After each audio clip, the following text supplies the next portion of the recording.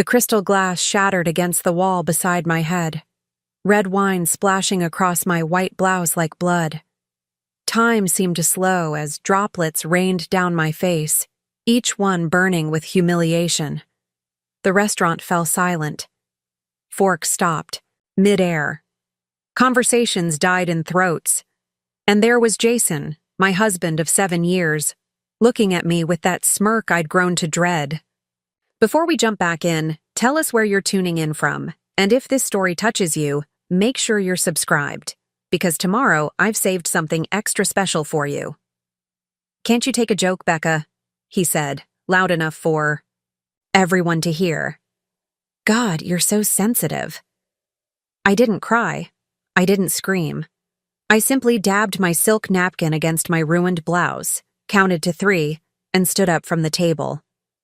"Excuse me," I said, surprised by the steadiness in my voice. Then I walked out of Portland's most exclusive restaurant, the echo of Jason's laughter following me into the rain-soaked night. That was the moment everything changed. Not because it was the first time Jason had humiliated me, but because it would be the last. My name is Rebecca Thompson. Everyone calls me Becca. 6 months ago, I was known primarily as Jason Thompson's wife, the woman who organized the dinner parties, who laughed at all the right moments, who wore the perfect outfits to his corporate events. The supportive spouse who had put her own business dreams on hold to help her ambitious husband climb the ladder at Meridian Tech, Portland's fastest-growing software company. That night at Riverside, Portland's most exclusive restaurant overlooking the Willamette River, wasn't supposed to be different from any other. Jason's team was celebrating closing their biggest account yet. The client was there, a Fortune 500 company that would put Meridian on the map. So were Jason's boss Andrew and several board members. I'd spent hours getting ready, choosing a cream silk blouse and tailored pants that Jason had approved with. A distracted nod. The evening had progressed like a tightly choreographed dance. I'd asked the right questions, laughed at the right jokes, made sure Jason's glass was never empty. I was perfect, until I wasn't. It happened during dessert. The conversation had turned to the marketing strategy for the new client, and I mentioned an observation about their brand positioning. "They're trying to appeal to younger demographics," I said, "but their visual language still feels corporate and outdated." The client, a woman in her 50s with sharp eyes and sharper instincts, leaned forward. "That's exactly what I've been saying. What's your background, Becca?" Before I could answer, Jason laughed. It was that specific laugh, the one that sounded warm to strangers but felt like ice sliding down my spine. "Oh, Becca used to think she knew marketing," he said, swirling his wine, "before she decided being my wife was a full-time job." A few people chuckled uncomfortably. I felt heat rise to my cheeks but pressed on. "I actually ran business development. For—" "Honey," Jason interrupted, his voice dripping with condescension, "nobody wants to hear about your little projects from college." The table fell silent. I saw Andrew shift uncomfortably in his seat. The client's smile tightened. "Actually," she said, "I'd be interested to hear—" That's when it happened. Jason, perhaps realizing he'd miscalculated, perhaps annoyed that I wasn't following the script, picked up his wine glass. I thought he was going to take a drink. Instead, he flicked his wrist. The wine hit my face and chest with shocking force. Then, as if that wasn't enough, he threw the empty glass against the wall behind me.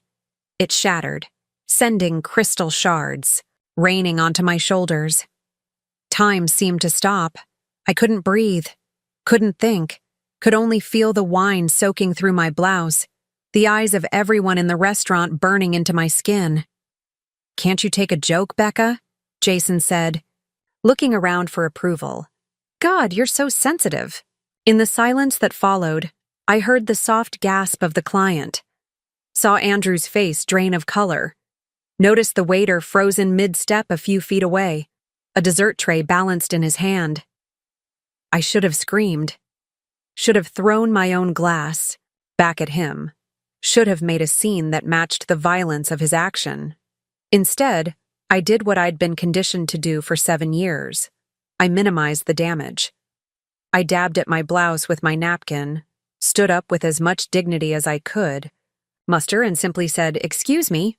Then I walked out, leaving Jason to do what he did best, charm his way out of a situation he had created. The Portland rain felt appropriate as I stepped outside. Cold drops mixed with the wine on my face, diluting the sticky sweetness. I didn't cry. Not yet. A strange calm had settled over me, like the eye of a hurricane. I knew the storm would come. The anger, the hurt, the humiliation. But in that moment, walking through the rain to my car, I felt nothing but clarity.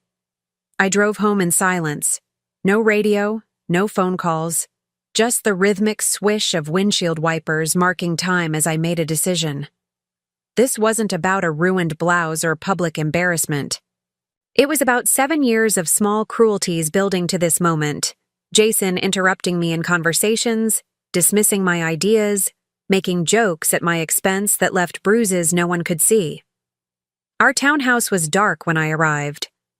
I moved through it like a ghost, touching surfaces as if saying goodbye. The kitchen where I'd hosted his colleagues for dinner. The living room where I'd sat quietly while he dominated conversations. The office where I'd helped him prepare presentations for work, my own business plans gathering dust in a drawer. I opened that drawer now, pulling out a leather portfolio I hadn't touched in months.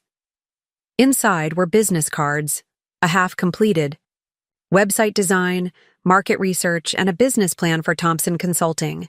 My dream that I'd set aside when Jason convinced me his career needed to come first. "You can always start your business later," he'd said. "Right now, I need you to help me make this work. We're a team, remember?" A team. I almost laughed. Teams don't have one member shine while the other fades into the background. Teams don't humiliate each other in public. I heard the front door open around midnight. Jason's footsteps were uneven. He'd clearly had more to drink after I left. I didn't turn when he entered the office, keeping my eyes on the business plan in front of me. "There you are," he said, his voice artificially bright. "What a night." "Huh?" I said nothing, turning a page in my portfolio. "Oh, come on, Becca. It was a joke. Everyone was laughing." I looked up then. Were they? Something in my tone made him pause. He loosened his tie, a flicker of uncertainty crossing his face. "Look, I'll admit I had too much to drink. But you embarrassed me in front of the client. You know how important this account is." "How did I embarrass you?" My voice was soft, but steady. "You were trying to talk business when you don't even work there. It made me look bad." "No, Jason. You throwing wine in my face made you look bad." He sighed dramatically, running a hand through his hair, a gesture he used when he thought he was being patient with me. "Fine, I'm sorry about the wine. Happy now? Can we move on?" I closed my portfolio and stood up. "I've already moved on." His eyes narrowed, noticing the suitcase by the door for the first time. "What's that supposed to mean?" "It means I'm leaving." Jason laughed, but it was hollow. "Don't be dramatic, Becca. Where would you even go?" "I've rented an apartment in the Pearl District. I've been paying for it for 2 months. The smugness drained from his face. "You what?" "You heard me. With what money?" His voice had an edge now. We shared accounts, or so he thought. "My money, Jason, the money I've been setting aside from the freelance work I've been doing." "Freelance work? What are you talking about?" I almost felt sorry for him. Almost. The genuine confusion in his eyes showed just how little attention he'd paid to my life, how little he'd cared about my ambitions, my growth, my existence outside of being his wife. "I've been consulting on the side. Small businesses, mostly, building their marketing strategies, improving their business development approaches. I'm actually quite good at it." His face cycled through confusion, disbelief, and finally anger. "So, you've been lying to me? Working behind my back?" "No, Jason. I've been telling you for years. You just haven't been listening." I picked up my suitcase, the weight of it reassuring in my hand. 7 years of marriage, and all I needed to take with me fit into one bag. That fact alone told me everything I needed to know about how empty our relationship had become. "This is ridiculous," Jason said, blocking my path to the door. "You're overreacting. It was one stupid incident." "No," I said, meeting his gaze. "It was years of incidents. Tonight was just the final one." "So that's it? You're throwing away our marriage over a glass of wine?" I shook my head. "You threw our marriage away, Jason. One drop at a time." I moved past him toward the door. He grabbed my arm, not hard enough to hurt, but firmly enough to stop me. "Becca, wait. Let's talk about this in the morning, when we've both calmed down." For a moment, I wavered. 7 years is a long time to invest in a person. A long time to build a life, even one as hollowed out as ours had become. But then I remembered the look on his face as the wine hit me. Not shock, not regret, but satisfaction. As if he'd finally put me in my place. "I am calm," I said, gently, removing his hand from my arm. "That's what scares you." I left him standing in our perfectly decorated living room. Preparing and narrating this story took us a lot of time, so if you are enjoying it, subscribe to our channel. It means a lot to us. Now back to the story. Surrounded by the life he thought we'd built together. The life that, for me, had become nothing but a beautiful prison. The rain had stopped by the time I stepped outside, leaving the streets of Portland gleaming under streetlights. I took a deep breath, tasting the petrichor. That distinctive scent of earth after rain. It smelled like possibility. My new apartment was small, just a studio in an old warehouse converted to lofts. But it was mine. I'd signed the lease 2 months ago, after Jason had made me the butt of his jokes at his company's summer party. I'd known then that I was working toward this moment, even if I hadn't been ready to admit it to myself. That night, I slept better than I had in years, lulled by the unfamiliar sounds of my new neighborhood and the even more unfamiliar feeling of peace. I woke to 17 missed calls and 32 text messages from Jason. They formed a predictable pattern: confusion, anger, guilt-tripping, bargaining, and finally, threats. "You're making a huge mistake. I can't believe you'd do this to me before the Miller presentation. Everyone thinks you're being ridiculous.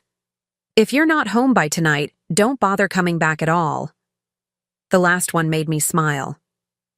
He still thought this was temporary, that I would come crawling back once I'd made my point. I didn't respond to any of them.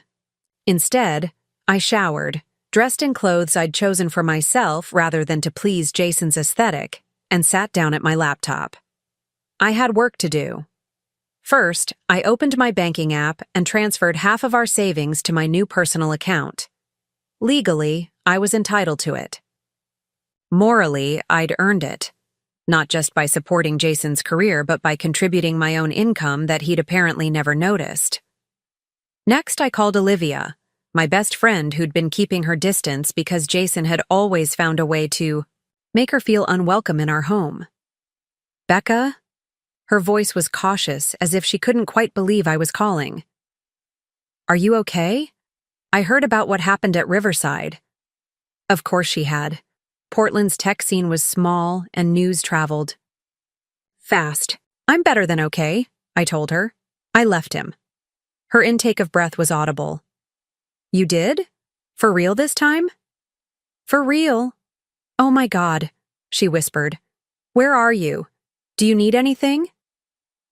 "I need a friend," I said, surprising myself with the emotion in my voice. "And maybe some coffee."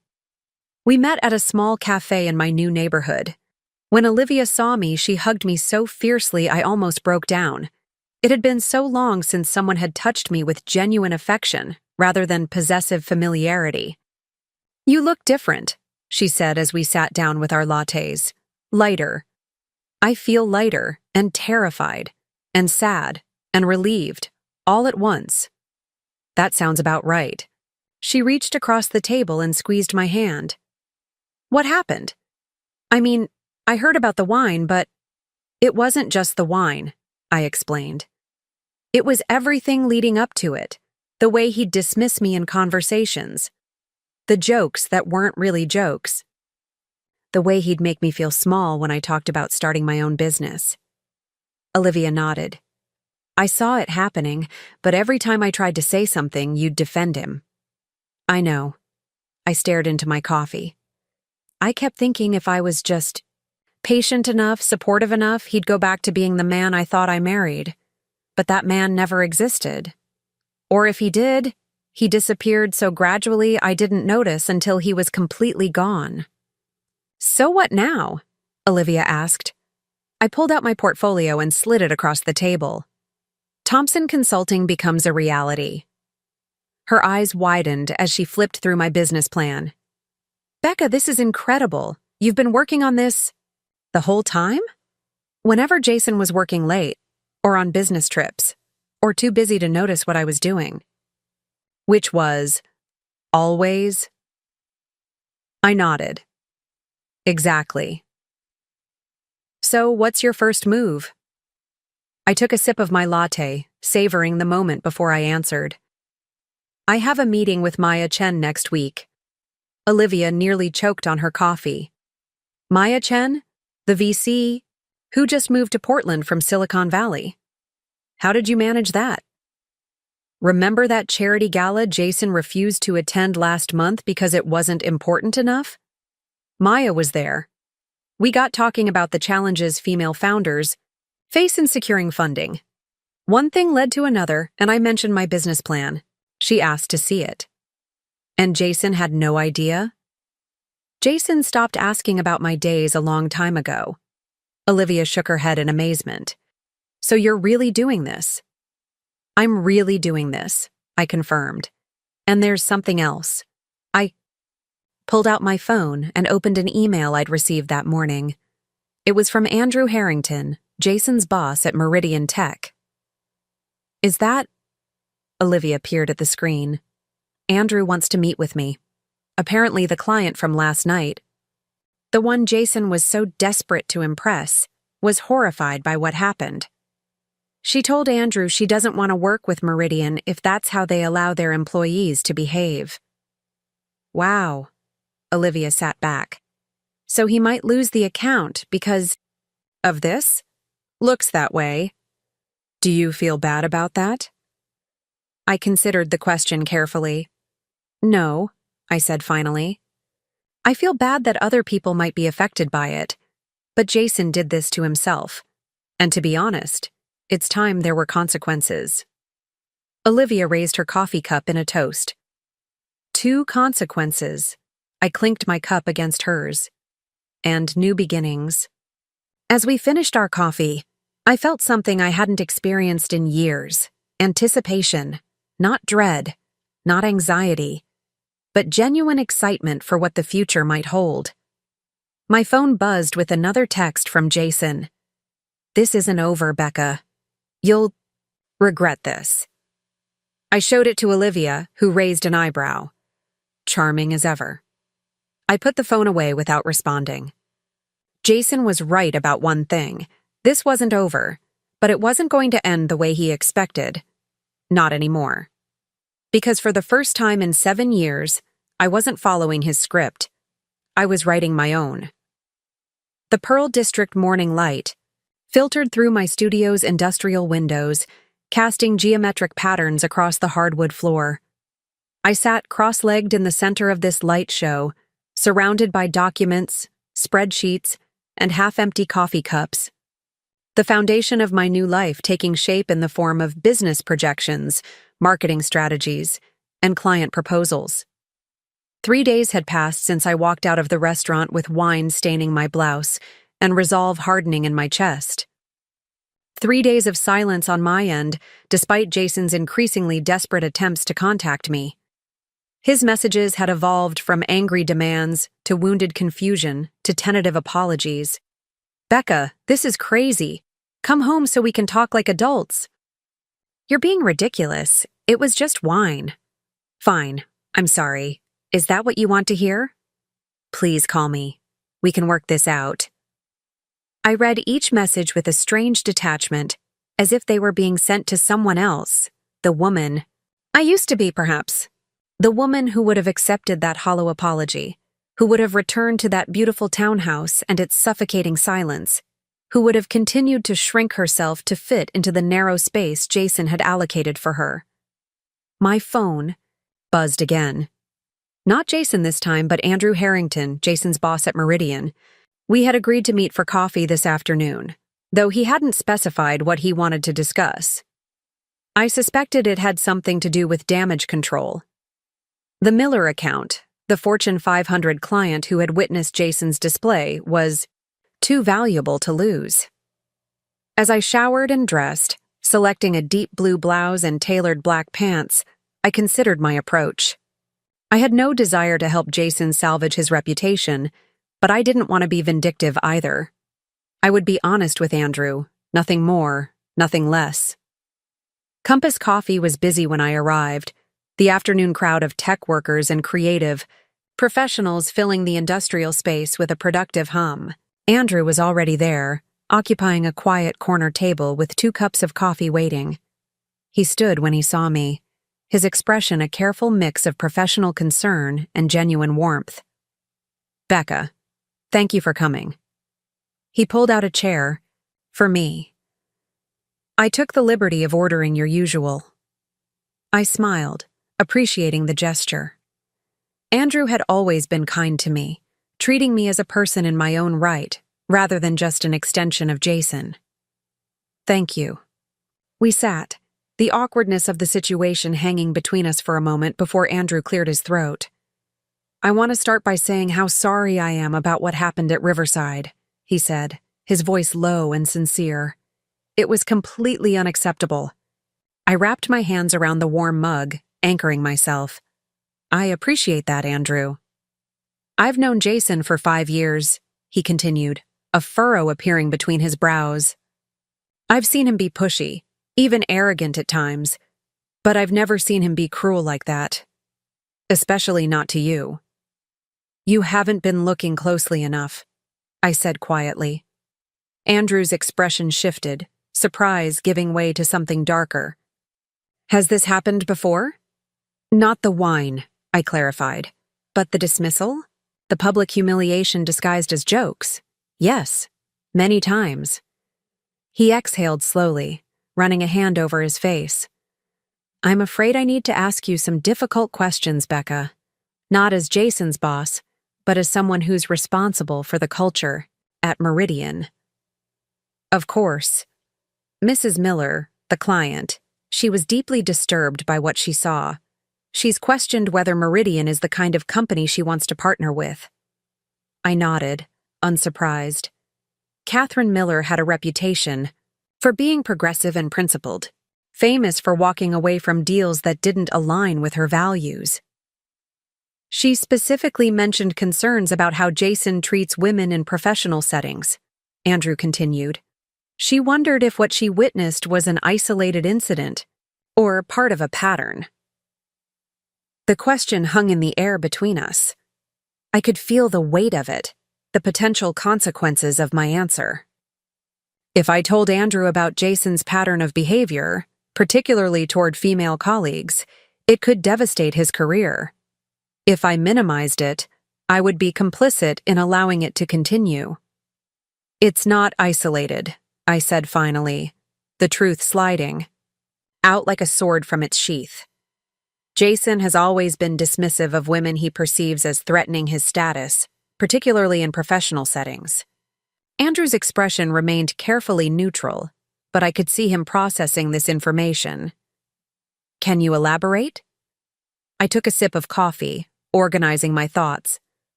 Have you noticed that none of the women who started at Meridian around the same time as Jason are still there?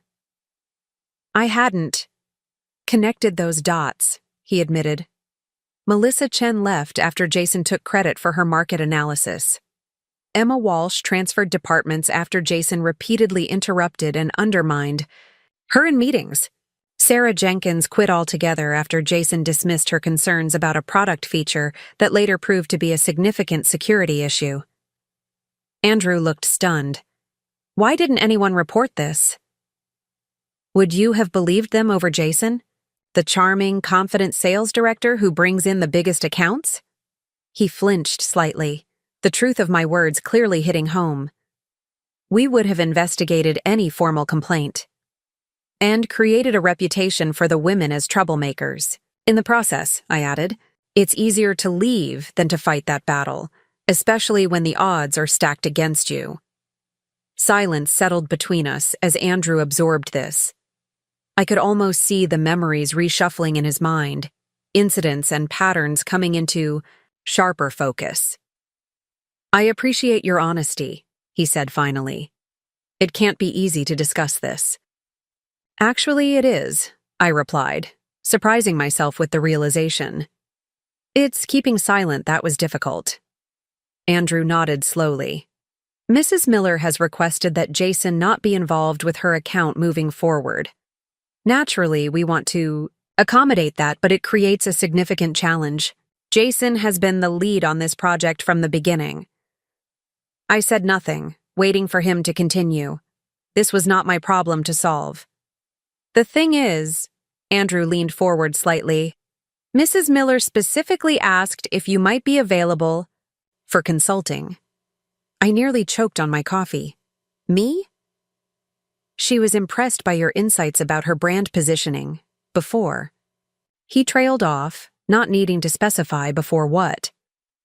I'm not a Meridian employee, I pointed out. No, but you have a background in business development and marketing, don't you? Jason mentioned once that you used to work in the field before you took a break. The diplomatic phrasing almost made me smile. A break. As if my career had been temporarily paused rather than systematically undermined. I did, I confirmed, and I've actually been doing some consulting work recently. Andrew's eyebrows rose slightly. Have you? That's perfect timing, actually. We're in a bit of a bind with the Miller account, and bringing you on as an external consultant could be an elegant solution. I sat back, stunned by the turn. This conversation had taken. I had expected questions about Jason, perhaps some awkward expressions of sympathy, not a job offer. You want to hire me to manage the account that Jason was responsible for? As a consultant, yes. You'd work directly with Mrs. Miller's team on the rebranding strategy, with support from our design and development departments. The irony was almost too perfect. The account Jason had spent months pursuing, the one he'd been so desperate to impress that night at Riverside, being handed to me, the wife he'd thrown wine at for daring to speak up. Andrew, I said carefully, I appreciate the offer, but I need to be clear about something. Jason and I are no longer together. I've left him. He nodded, unsurprised. I assumed as much. This isn't about Jason, Becca. This is about salvaging an important client relationship and bringing in someone with the skills to do it. The fact that it solves our ethical concerns about Jason's involvement is a bonus. I took a moment to consider the offer. The practical part of my mind recognized what an opportunity this was. A major client for my fledgling consulting business, a significant addition to my portfolio. The emotional part of me wondered if I was ready to step into a role that would inevitably bring me into Jason's orbit again, even peripherally. I'd need to establish clear boundaries, I said finally. I would report directly to you, not to Jason or anyone on his team. All communications about the project would go through you or a designated project manager who isn't Jason. Absolutely, Andrew agreed quickly. In fact, I think it's best if Jason isn't involved at all. We'll assign a different internal liaison. And my rate is $150 an hour, I added, the figure coming to me instinctively, higher than I'd planned to charge my early clients, but appropriate for a company of Meridian's size and the complexity of the project. Andrew didn't even blink. That's within our budget. When can you start? I'd need to review all the existing project documentation first, and I'd want to have a preliminary meeting with Mrs. Miller before committing fully. Of course.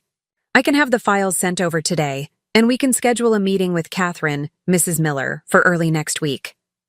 I nodded, a plan taking shape in my mind. Send everything to my new email address. I wrote it on a napkin and slid it.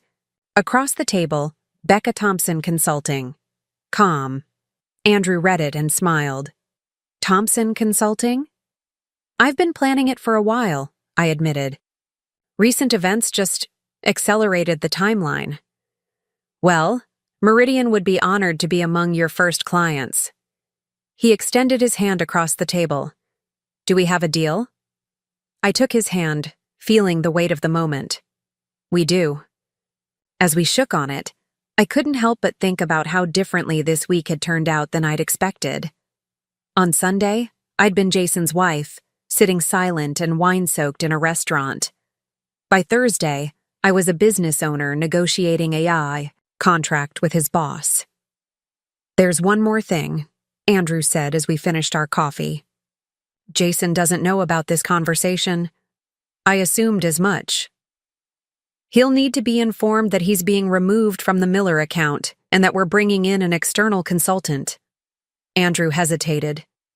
Given the personal complications, I thought you should know that this conversation will happen tomorrow morning. I appreciated the warning. Thank you for telling me. It's going to be difficult for him, professionally and personally. I don't say that to make you feel responsible. What happened wasn't your fault, and your leaving is absolutely your right. He paused, choosing his words carefully. I thought you should be prepared for his reaction. I nodded, understanding the implication. Jason wouldn't take this well. His pride, his reputation, and his relationship were all crumbling simultaneously, and Jason had never handled loss with grace. I'll be careful, I promised. As I walked back to my apartment, the Portland afternoon wrapping me in soft gray light, I felt a strange mixture of emotions. Triumph, certainly. I had just secured my first major client. Anxiety about the challenges ahead, and a lingering sadness for the man I had once loved, the man who had just lost far more than he realized. I wasn't naive enough to think Jason would accept this turn of events quietly. He would rage, he would blame me, he would try to sabotage me. But for the first time in our relationship, I was prepared for his tactics. I had spent years studying the way Jason operated, watching him charm and manipulate, observing his strategies for undermining opposition, and now that knowledge would become my shield. When I reached my apartment, I found a bouquet of white roses outside my door. No card, but I didn't need one to know who they were from. White roses had been my wedding flower. Jason was attempting to remind me of happier times, to trigger nostalgia and doubt. Just last week, this gesture might have worked. I might have seen it as a sign that he still cared, that he remembered the details that mattered to me. Now, I recognized it for what it was. Another manipulation, as calculated as everything else Jason did. I left the flowers in the hallway and went inside, locking the door behind me. My phone rang almost immediately. Jason. I hesitated, then answered. I would need to talk to him eventually. It might as well be on my terms. Becca. His voice was soft, relieved. You answered. What do you want, Jason? Did you get the flowers? I saw them. White roses, like at our wedding. He paused, waiting for a sentimental response. When I offered none, he continued. We need to talk, Becca. Face to face. This has gone on long enough. It's been 4 days. 4 days too many. This isn't us, Becca. We don't do this to each other. I almost laughed at the revision of history. No, Jason, you did this to us, to me. I apologized for the wine. This isn't about the wine, I interrupted. The wine was just the final act. This is about years of you dismissing me, belittling me, making me feel small so you could feel big. He was silent for a moment, processing this perspective that clearly hadn't occurred to him. That's not fair, he said finally. I've supported you, given you a good life. You've given me the life you wanted, not the one I wanted. What's that supposed to mean? It means I'm done having this conversation, Jason. You'll be hearing from my lawyer next week. I started to hang up, but his next words froze me. I had an interesting call from HR today. My heart skipped a beat. Had Andrew moved faster than expected? They wanted to know if I was aware that my wife was interviewing for a consulting position with the company. So that was it. Someone in HR had recognized my name on the paperwork Andrew had started processing. Portland's tech scene was too small for secrets. Ex-wife, I corrected. And it's not an interview. It's a done deal. His laugh was sharp, disbelieving. You're working for Meridian now? In what capacity exactly?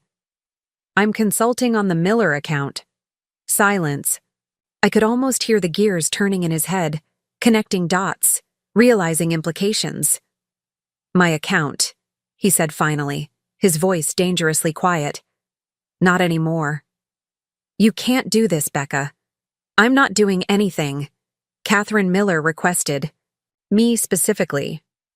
Another silence, longer this time. You planned this, he accused. You've been planning all of this. No, Jason. You created this situation all by yourself. I'm just no longer cleaning up your messes. This is my career we're talking about. And for 7 years, it was the only thing that mattered. Now you can see how it feels to have something you care about dismissed and devalued. Is that what this is? Revenge? I considered the question seriously. Was it revenge I was after? The satisfaction of seeing Jason face consequences after years of avoiding them? No, I said finally. It's not revenge. It's justice. And it's me finally putting myself first. You won't get away with this, he said, his voice hardening. You think you can just waltz into my workplace and take over my projects? You're not qualified, Becca. You've been a housewife for 7 years. The old barb might have stung once. Now it just confirmed I was making the right choice. We'll see, I said simply. Goodbye, Jason. I ended the call before he could respond, and blocked his number. Then I sat at my desk, opened my laptop, and got to work. If Jason wanted to question my qualifications, I would make sure my first professional act was flawless. The project files arrived from Andrew an hour later. I immersed myself in them, learning everything I could about Catherine Miller's company, their market position, their challenges and goals. I worked through the night, building a preliminary strategy that would address her concerns while showcasing my unique perspective. By morning, I had a solid foundation for my first client presentation. I also had 3 emails from Jason sent to my new business address, each one increasingly angry, the last one threatening legal action if I didn't back off. I forwarded them to Andrew without comment and continued working. My meeting with Maya Chen, the venture capitalist, was scheduled for that afternoon. I had intended to ask for a modest investment to launch Thompson Consulting properly, but now, with Meridian as my first client, I had leverage I hadn't expected. Maya's office was in a renovated warehouse even closer to the river than mine, with floor-to-ceiling windows overlooking the water. She greeted me with a firm handshake and a direct gaze that seemed to evaluate everything about me in an instant. Becca, she said, gesturing me to a seat in her minimalist office. I've been looking forward to this. Thank you for making time, I replied, setting my portfolio on the glass desk between us, especially on such short notice. Your email intrigued me. You mentioned new developments? I nodded, launching into the story of the past week, the incident at Riverside, my departure from Jason, and most importantly, the contract with Meridian. I presented the facts without emotion, as if discussing a case study rather than my own life. Maya listened intently, her expression giving away nothing until I finished. So, she said finally, you've secured a Fortune 500 client for a business that doesn't technically exist yet, after walking away from your marriage less than a week ago. Put that way, it sounded either impressive or delusional. I wasn't sure which. Yes, I confirmed, which is why I need to accelerate my timeline. I've developed the business plan over the past year, but I hadn't expected to launch for at least another 6 months. Maya opened the portfolio I'd provided, scanning the executive summary of my business plan. Your original ask was for $50,000. In seed funding. Is that still what you're looking for? I took a deep breath. No, I'd like to revise that to $150,000. Maya's eyebrows rose slightly.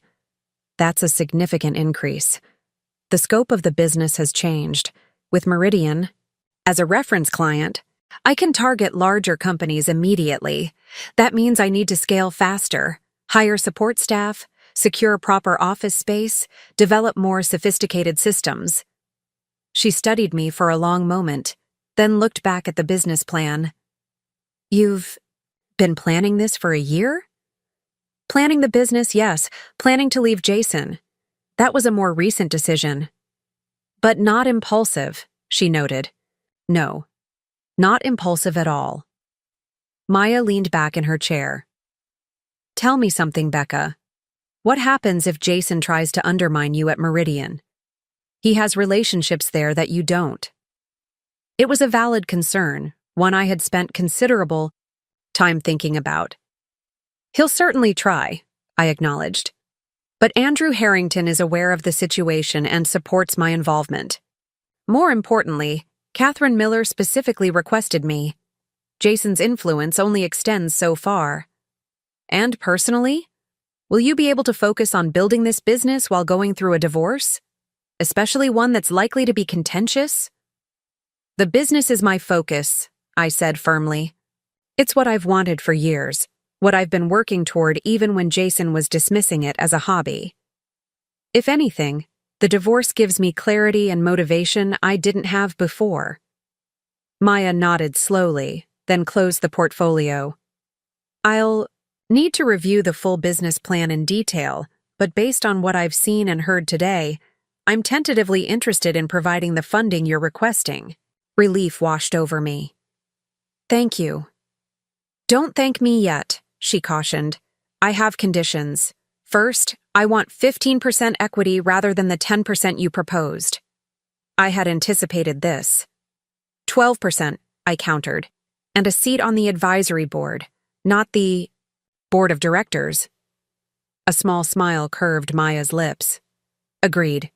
Second, I want regular updates. Weekly for the first 3 months, then bi-weekly after that. That's reasonable. Third, she continued, I want right of first refusal on any additional funding rounds for the next 2 years. This gave me pause. If Thompson Consulting took off as I hoped, future funding rounds could be at much higher valuations. Giving Maya priority could potentially limit my options. For the next year, I amended, and capped at an additional $300,000. She considered this, then nodded. Done. My team will draw up the paperwork. We should be able to close within 2 weeks. Sooner if your documentation is in order. It is, I assured her. Every spreadsheet, projection, and legal document had been meticulously prepared over months of late nights while Jason worked or socialized. As we stood to shake hands, Maya held mine a moment longer than necessary. One piece of advice, Becca. The tech world is small, especially in Portland. Whatever happens with your ex-husband, take the high road publicly. Your reputation will be your most valuable asset. I understand, I said, knowing she was right. As satisfying as it might be to expose Jason's behavior to the world, doing so would only reflect poorly on me in the long run. Good luck with Meridian, Maya said as she walked me to the door. I look forward to hearing how it goes. I left her office feeling lighter than I had in days. The future that had seemed so uncertain when I walked out of that restaurant was taking shape, becoming solid and real with each step I took. Back at my apartment, I found another bouquet outside my door. Not roses this time, but lilies, my favorite flower, though I couldn't remember ever telling Jason that. There was a card with these ones. I was wrong. Let me make it right. Dinner. Tomorrow? Jay. I brought the flowers inside this time, arranging them in a vase on my small dining table. Not because the gesture moved me, but because I wanted to remember this moment. The point where Jason realized he might actually lose me and began making a genuine effort. Too little, too late, but significant nonetheless. My phone rang as I was finishing the arrangement, an unfamiliar number with a Portland area code. Becca Thompson, I answered, using my professional voice without thinking. Ms. Thompson, this is Catherine Miller. I straightened immediately. Mrs. Miller, what a pleasant surprise. Please, call me Catherine. I hope I'm not catching you at a bad time. Not at all. I was just reviewing the materials for your project. That's actually why I'm calling, she said. Andrew Harrington tells me you've agreed to consult on our rebranding. I wanted to touch base directly. I appreciate that, I said, moving to my desk and opening my laptop. I've been developing some preliminary thoughts based on the files Andrew sent over. Before we get into that, Catherine said, her tone shifting slightly, I want to address the elephant in the room. The circumstances that led to our connection were unusual, to say the least. I felt heat rise to my cheeks, remembering the wine, the shattered glass, the humiliation. Yes, they were. I want you to know that I requested you not out of pity or some misplaced sense of justice, but because you showed insight that night. Before. She hesitated. Before the incident. You made an observation about our brand positioning that was more perceptive than anything your husband had said in months of meetings. The validation soothed something in me I hadn't realized was still raw. Thank you for saying that. I believe in recognizing talent, Ms. Thompson. And in second chances. Not for men who throw wine at women, she added quickly, but for women who have been underestimated. I smiled, genuinely touched by her directness. In that case, I look forward to exceeding your expectations. Excellent. Now, tell me what you're thinking about our millennial engagement problem. For the next hour, Catherine and I discussed her company's challenges and opportunities. She was sharp, decisive, and open to new ideas in a way that made the conversation both challenging and exhilarating. By the time we hung up, we had agreed to move our formal meeting up to the next day, and I had a much clearer picture of what she was looking for. As I prepared for bed that night, my phone lit up with a text from an unknown number. You've made a serious mistake. Board meeting Monday. We'll see who they believe. Jay. I stared at the message, my heart rate accelerating. Jason was escalating, moving from personal appeals to threats. And he had apparently found a way to get himself in front of Meridian's board. A power play designed to undermine my position before I'd even properly begun. For a moment, fear gripped me. Jason was persuasive, connected, and desperate. If he convinced the board that I was vindictive or unqualified, my contract could be canceled before it truly started. But then I remembered something, a detail from one of the project files Andrew had sent over. I searched through my emails until I found it. A recorded presentation Jason had given to the internal team about the Miller account. I played it back, listening carefully until I heard what I was looking for. We're targeting the male executive demographic primarily, Jason's voice said confidently. The female market is secondary at best. I checked the date stamp on the recording, 2 months ago. Then I reviewed my notes from my conversation with Catherine. Our primary target is professional women aged 30-45, she had said explicitly. Men are important, but they're not driving our growth. Jason had been pitching the wrong strategy from the beginning. He'd been so confident in his own assumptions that he hadn't actually listened to the client. And now he was planning to take that same misguided confidence to the board. I smiled grimly. Jason had just handed me exactly what I needed. I composed a brief, professional email to Andrew, attaching the relevant clip from Jason's presentation, and a summary of my conversation with Catherine. No accusations, no emotion, just facts that spoke for themselves. I thought this discrepancy might be relevant to Monday's board discussion, I wrote. Catherine and I have a meeting tomorrow to align on targeting strategy. I'll update you afterward. I sent the email, then turned off my phone.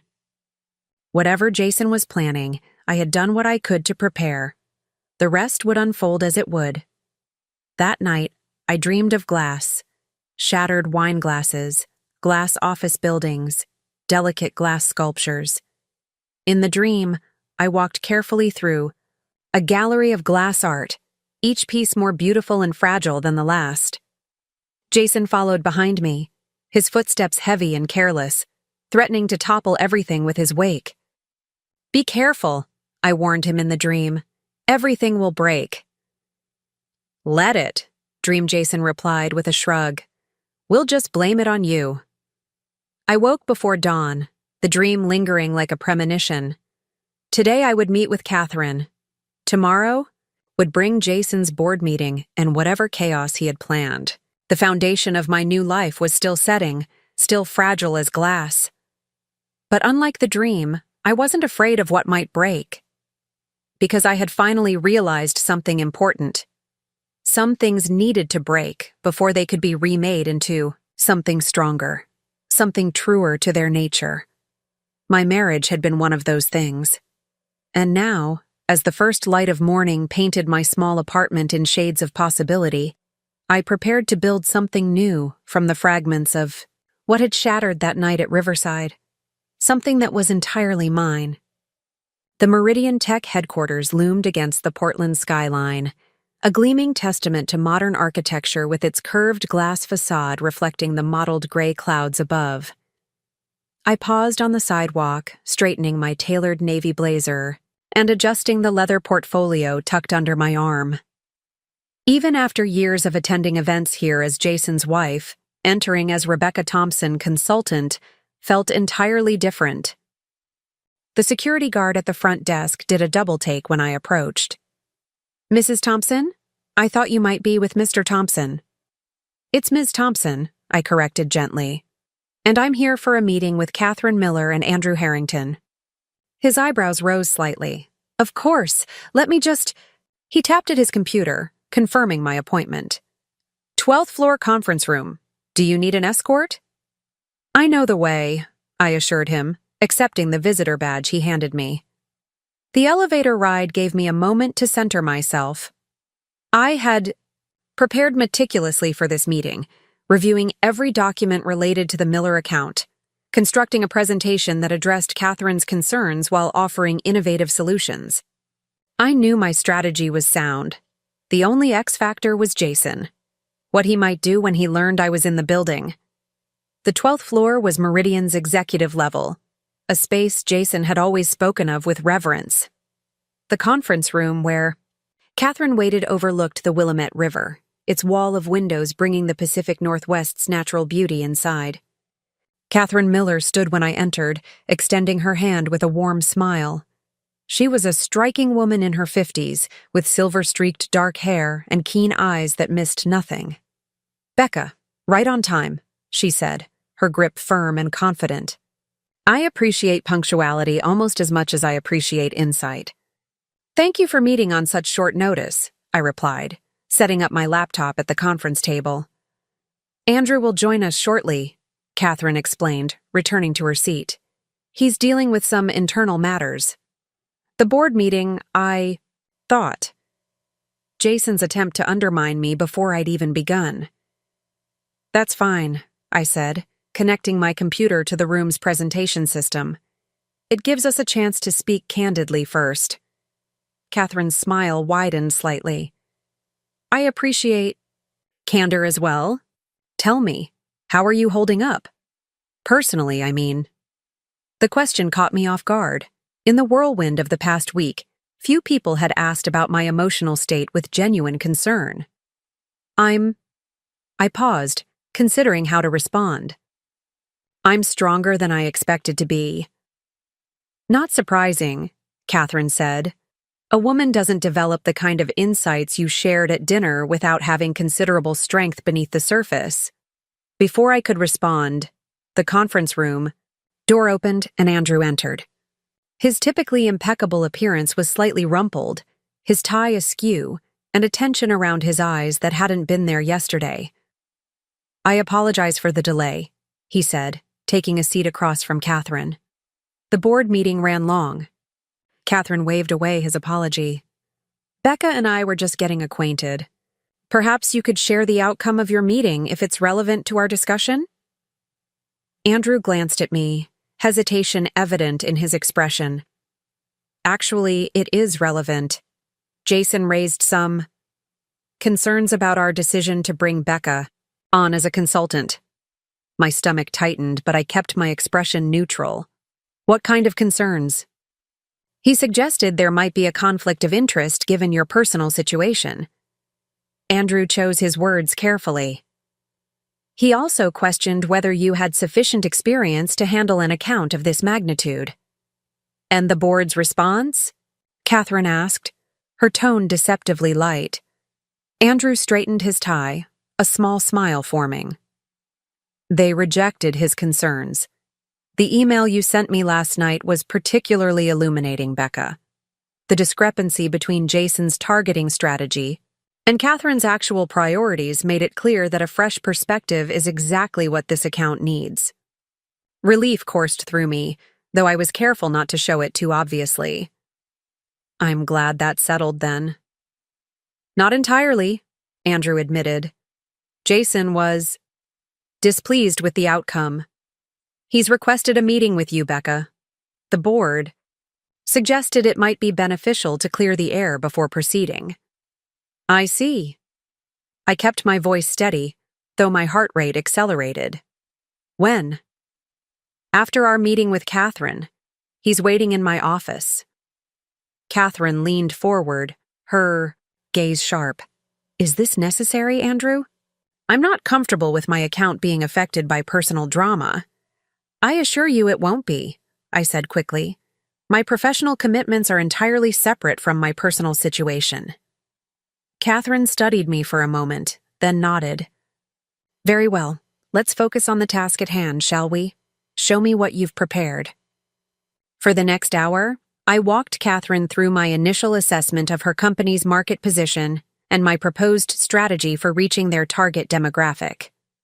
I highlighted the disconnect between their corporate visual identity and the younger female audience they hoped to attract, offering concrete solutions for bridging that gap. Catherine interrupted occasionally with incisive questions that pushed me to think deeper, to defend my recommendations with data and insight rather than assumptions. It was the most intellectually stimulating professional exchange I'd had in years. When I finished, she sat back, a satisfied expression on her face. "This is precisely what we've been missing, Andrew. A clear-eyed view of who we actually are versus who we want to be." Andrew nodded, looking relieved. "I'm glad to hear it. Shall we discuss next steps?" "I'd like Becca to develop this into a comprehensive 3-month strategy," Catherine said decisively, "with weekly check-ins and the flexibility to pivot as we see results." She turned to me. "Can you deliver that within 2 weeks?" "Absolutely," I confirmed. "I'll have a detailed timeline to you by Monday." "Excellent." Catherine gathered her things, preparing to leave. "I have another engagement, but I'm very pleased with our direction. Andrew, Becca, I look forward to our partnership." As Catherine departed, Andrew exhaled audibly. That went better than I hoped. She knows what she wants, I observed. That makes the job clearer, if not easier. Indeed. Andrew checked his watch. About Jason. I'll meet with him, I said, surprised by my own calmness. It's better to address this directly than let it fester. Andrew led me through the executive floor to his corner office. Through the glass walls, I could see Jason pacing inside, his posture rigid with tension. He turned as we approached, his expression darkening when he saw me. I'll give you two some privacy, Andrew said, opening the door for me. My assistant is right outside if you need anything. I appreciated the subtle reminder that I wasn't alone in the building. Thank you, Andrew. Stepping into the office, I felt a strange sense of déjà vu. How many times had I met Jason in offices like this one, playing the role of supportive wife as he celebrated another professional triumph? The dynamic was entirely different now. Well, Jason said as Andrew closed the door behind me, you've been busy. I set my portfolio on Andrew's desk, keeping it between us.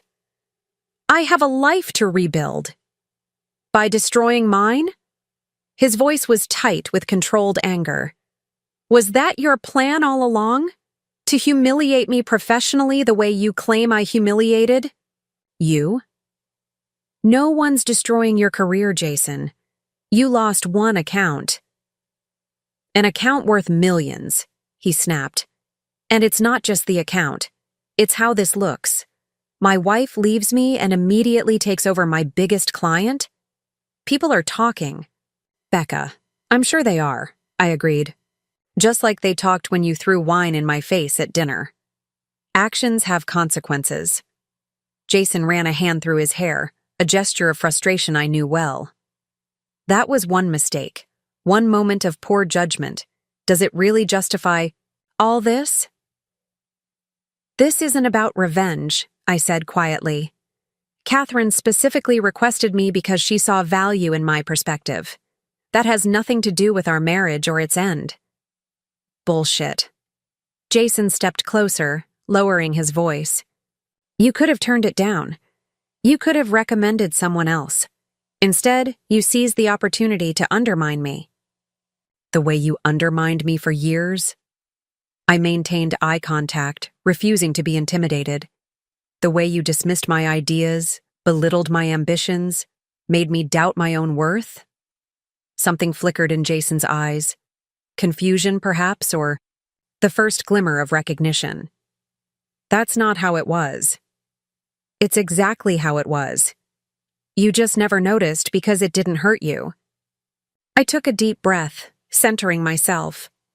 Look, I didn't come here to rehash our marriage. I'm here because I've been hired to do a job and I intend to do it well. How you respond to that is your choice. Jason's laugh was bitter. My choice? What choice did you leave me? You walked out without warning, froze our accounts, and now you're working with my company. Tell me, Becca, what choice do I have in any of this? The same choice I had every time you diminished me in public, I replied evenly. You can either rise above it and prove your worth through your work, or you can let it define you.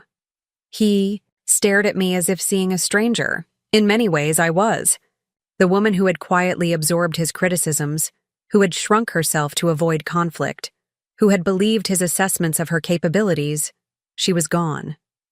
Who are you? He asked, finally, genuine bewilderment in his voice. I'm the woman I was always meant to be, I answered simply. The one you never bothered to see. A knock at the door interrupted whatever response Jason might have had. Andrew's assistant poked her head in. Ms. Thompson, your next appointment is in 15 minutes. You wanted a reminder. I nodded gratefully. Thank you, Claire. I'll be right out. As she closed the door, Jason's expression hardened again. Another meeting? You've certainly made yourself at home here quickly. I'm meeting with Maya Chen, I said, gathering my portfolio. She's investing in Thompson Consulting. Jason's eyes widened slightly. Thompson Consulting? You're actually going through with that? Did you think it was just a hobby? I asked, echoing the dismissive term he'd so often used for my business plans. Or perhaps a cute way to keep myself occupied while you did the real work? He had the grace to look slightly abashed. I didn't think you were serious about it. That much is obvious. I moved toward the door, then paused. For what it's worth, Jason, I didn't plan any of this. I didn't leave you to take your client or damage your career. I left because I finally realized I deserved better than how you treated me. And now? He asked, an unfamiliar vulnerability in his voice. Is this how it's going to be between us? Professional rivals? I considered the question seriously. That depends entirely on you. I'm not interested in conflict, Jason. But I won't diminish myself to protect your ego, not anymore. The board won't let this stand, he said, a last attempt at asserting control. Once the initial novelty wears off, they'll see that bringing my ex-wife into the company creates an untenable situation. Perhaps, I conceded, but by then, I'll have had the chance to prove my value. Will you be able to say the same? I left him standing in Andrew's office, staring after me with an expression I couldn't quite decipher. As I walked toward the elevator to meet Maya, I felt lighter somehow, as if confronting Jason had released a weight I'd been carrying for years. Maya was waiting in the lobby of her venture firm's office, sleek and confident in charcoal gray. You look different, she observed as I approached. More. Definitive. I smiled at her choice of words. I feel more definitive. Good. She led me through to a conference room where two people were already seated. A young man with a tablet, and a woman about my age with a sharp bob and sharper eyes. Becca, meet Raj, my financial analyst, and Elena, my legal counsel. They'll be helping us finalize the investment details. The next hour was a whirlwind of terms, conditions, and projections. Maya's team was thorough, challenging my assumptions and pushing me to clarify my vision for Thompson Consulting. I found myself rising to each question, my confidence growing, with every exchange. Your projections are ambitious, Raj noted, scrolling through the spreadsheets I'd provided. Especially in the first year. They're based on concrete opportunities, I explained. With Meridian as my anchor client and the connections I've developed through my network, I have a strong foundation to build from. About your network, Elena interjected. Your ex-husband, is well connected in Portland's tech scene. Have you considered how your separation might affect your business relationships? It was a fair question, one I'd spent considerable time thinking about. I've analyzed my connections and categorized them into 3 groups, I replied, pulling up a document on my tablet. Those who are primarily Jason's contacts, those who are primarily mine, and those we share equally. My strategy focuses on strengthening relationships in the latter 2 categories while establishing new connections independent of Jason's influence. Maya nodded approvingly. Smart approach, and the Meridian contract gives you immediate credibility. Assuming it holds, Elena Bowens pointed out. From what you've shared, your ex-husband isn't taking this well. There's a risk he could undermine your position there. It's a calculated risk, I acknowledged, but one mitigated by my direct relationship with Catherine Miller and the quality of work I'll deliver. Jason can make things difficult, but he can't change the results I produce. Maya studied me thoughtfully. You've thought this through more thoroughly than most founders I meet. I appreciate that level of strategic planning. She turned to her team. I believe we have what we need. Let's prepare the final investment. Documents. As Raj and Elena gathered their materials, Maya held me back. One more thing, Becca. I've been invited to speak at the Women in Tech Summit next month. They're looking for another panelist to discuss female entrepreneurship in male-dominated industries. Given your unique perspective, would you be interested? The opportunity was unexpected but perfect, a chance to establish myself publicly in Portland's tech community. I'd be honored, I said sincerely. Excellent. It's high profile. Over 300 attendees, including most of the decision-makers in the local industry. Maya's smile held a hint of mischief. I believe Meridian is one of the sponsors. Jason will be there, I realized aloud. Most likely, Maya confirmed. Does that change your answer? I considered it briefly, then shook my head. No. If anything, it makes it more important that I participate. That's what I hoped you'd say. Maya handed me a business card with a name handwritten on the back. Reach out to Talia. She's organizing the panel and will get you all the details. As I left Maya's office, my phone buzzed with a notification. An email from Andrew Harrington, subject line. Update on Miller account transition. I ducked into a nearby cafe before opening it, ordering a latte to steady my nerves. The message was brief but significant. Becca, following our meeting with Catherine, the board has formalized your consulting arrangement for the Miller account. Jason has been officially reassigned to our Seattle expansion project, effective immediately. This should minimize any potential conflicts. I've attached the final contract for your review. Please sign and return at your earliest convenience. Andrew. I read the email twice, processing the implications. Jason hadn't just lost the Miller account. He'd been relocated to a different project entirely, possibly to save face. It was a diplomatic solution that protected everyone's interests, but it would undoubtedly feel like a demotion to Jason. My phone rang before I could respond to Andrew's email. Olivia's name flashed on the screen. Please tell me you're free. For dinner, she said when I answered. I need to hear everything about your week, and I refuse to do it over the phone. I laughed, suddenly aware of how much I needed a friend right now. Dinner sounds perfect. Where and when? 75 minutes at Laurel's. I already made a reservation. Olivia's decisive tone brooked no argument. And wear something fantastic. We're celebrating. What exactly are we celebrating? Your independence, your business, your life. I could hear the smile in her voice. Everything. Laurel's was a new restaurant in the Pearl District, known for its innovative cuisine and intimate atmosphere.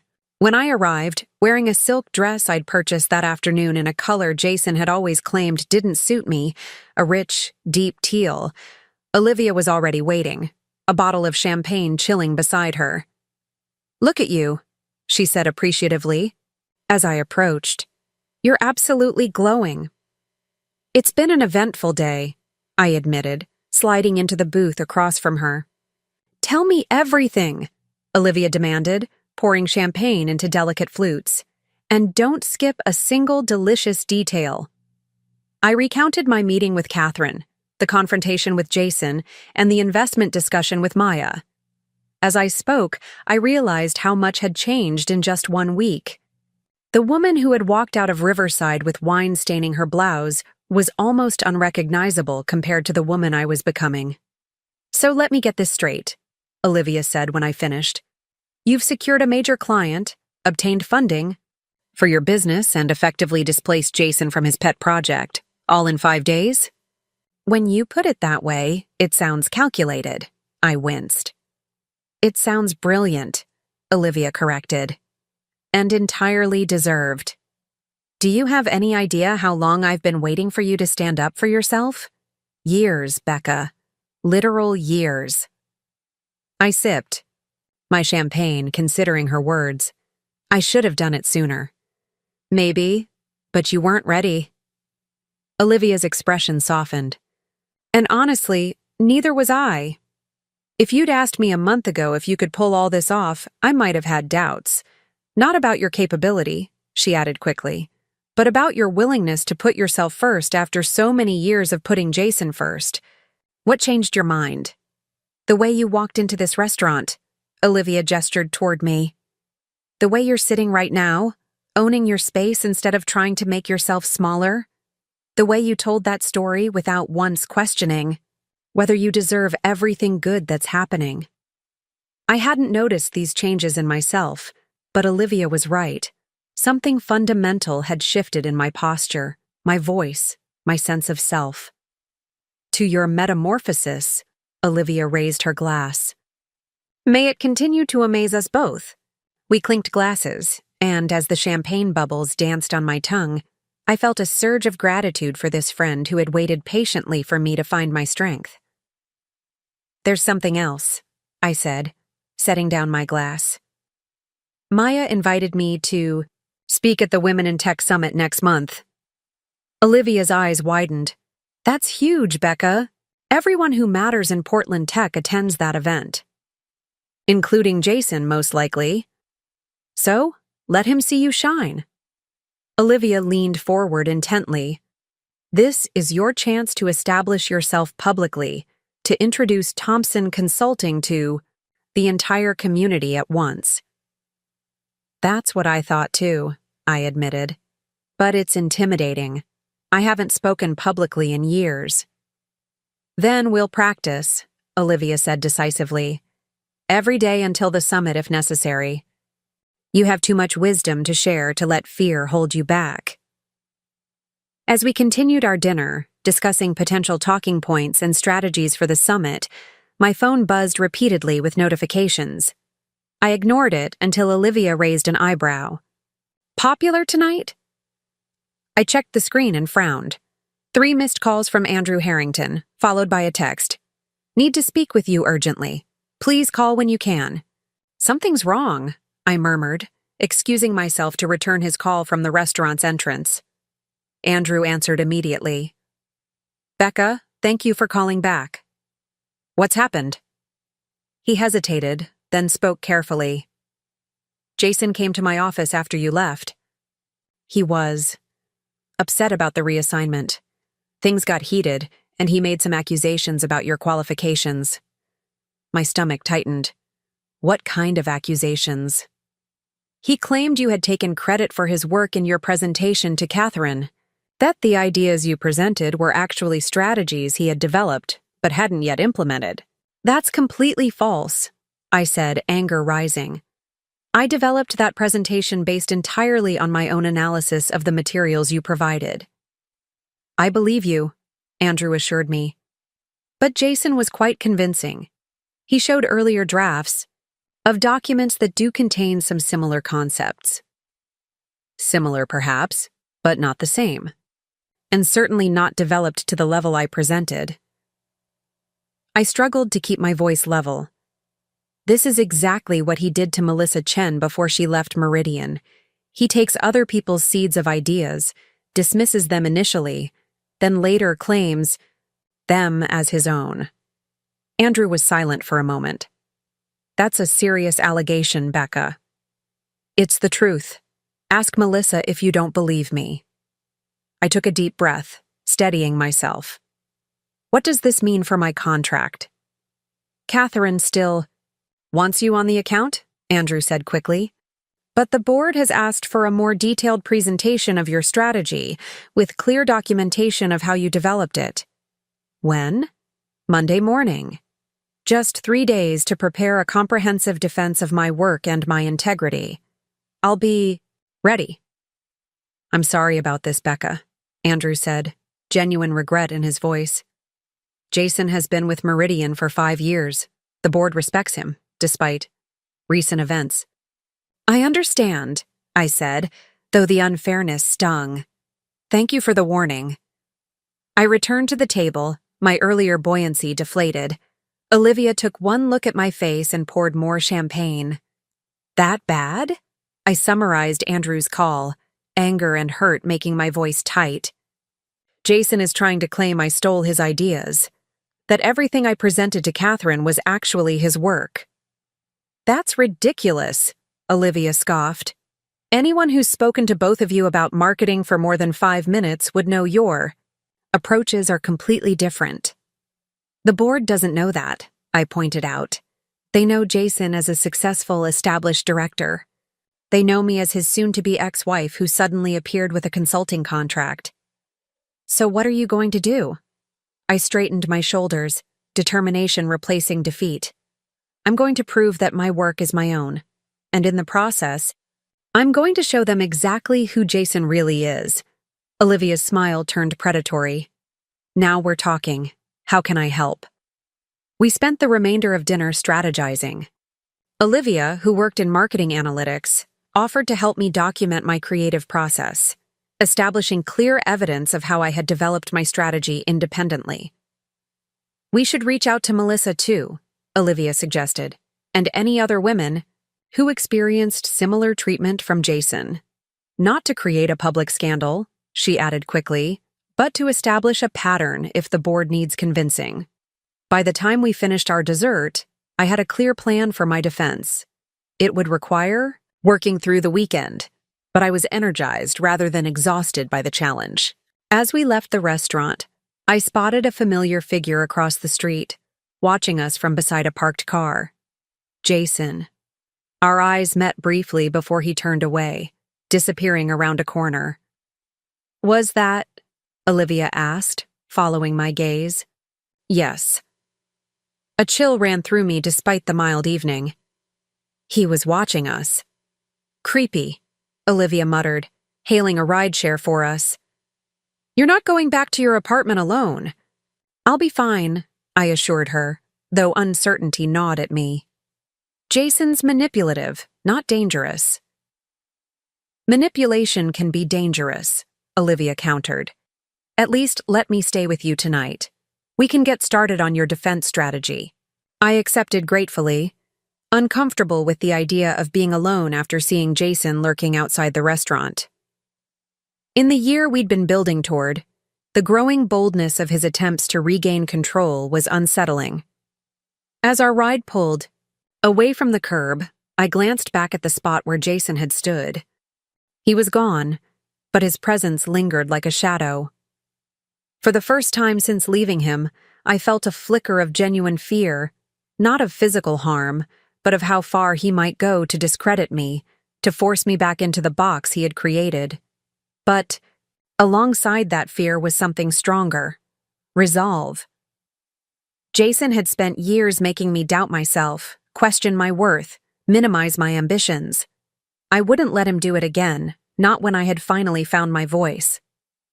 Back at my apartment, Olivia and I spread my work across the dining table, meticulously tracking the evolution of each idea in my presentation. We worked late into the night, fueled by coffee and determination, until we had created an irrefutable timeline of my creative process. As the first light of dawn filtered through my windows, I looked at our work with satisfaction. Every concept, every strategy, every insight was clearly documented, with timestamps and progressive iterations showing how my thinking had evolved. This is bulletproof, Olivia said, stifling a yawn. The board would have to be completely biased not to see the truth. Thank you, I said, squeezing her hand gratefully. I couldn't have done this without you. Sure you could have, she replied with a tired smile. But it wouldn't have been nearly as much fun. We laughed, the tension of the night dissolving in the gentle morning light. Whatever Jason had planned for Monday's meeting, I was ready. More than ready. I was eager to stand before the board and show them exactly what Thompson Consulting could do. As Olivia dozed on my couch, I opened my laptop one last time to check my email. A new message waited, sent just minutes earlier. From Catherine Miller.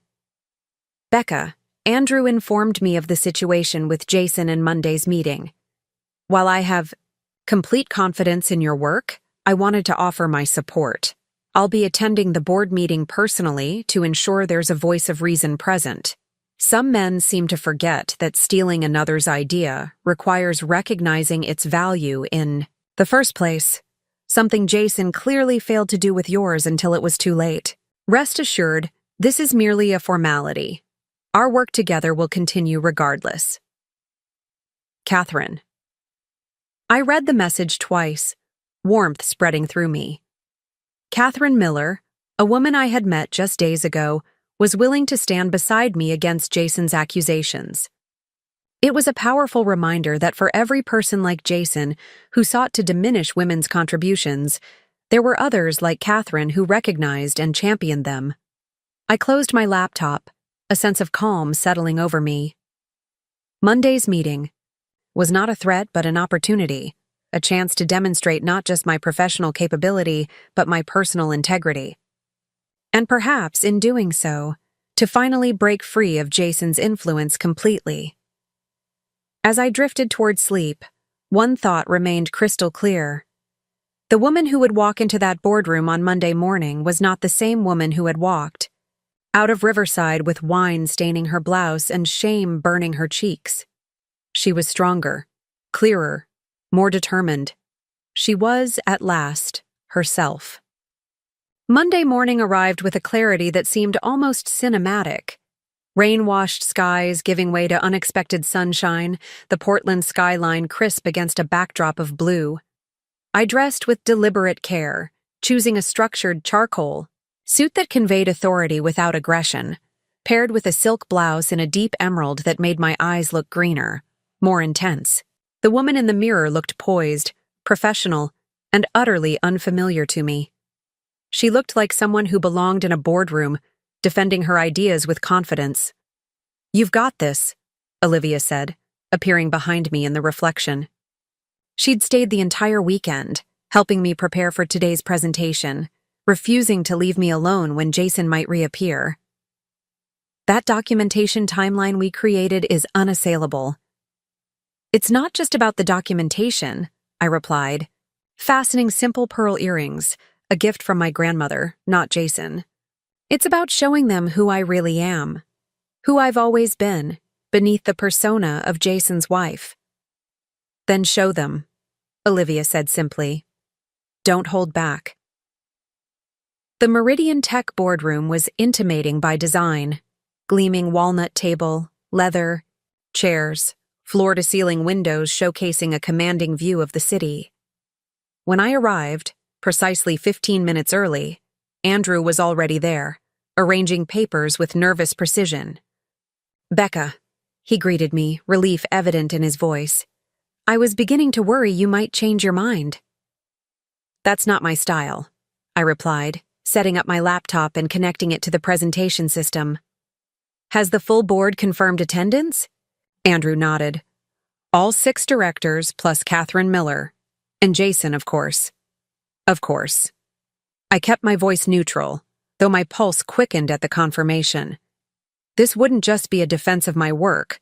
It would be a direct confrontation with the man who had systematically undermined me for years.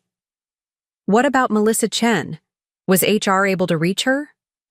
"Yes, she's agreed to join by video conference for a portion of the meeting." Andrew lowered his voice. She was surprisingly eager to participate once she understood the context. I nodded, unsurprised. Melissa had left Meridian abruptly 2 years ago after a project she'd led was suddenly reassigned to Jason, who later received a promotion based largely on its success. The official story was that she'd found a better opportunity elsewhere, but the tight smile she'd worn at her farewell party had told a different tale.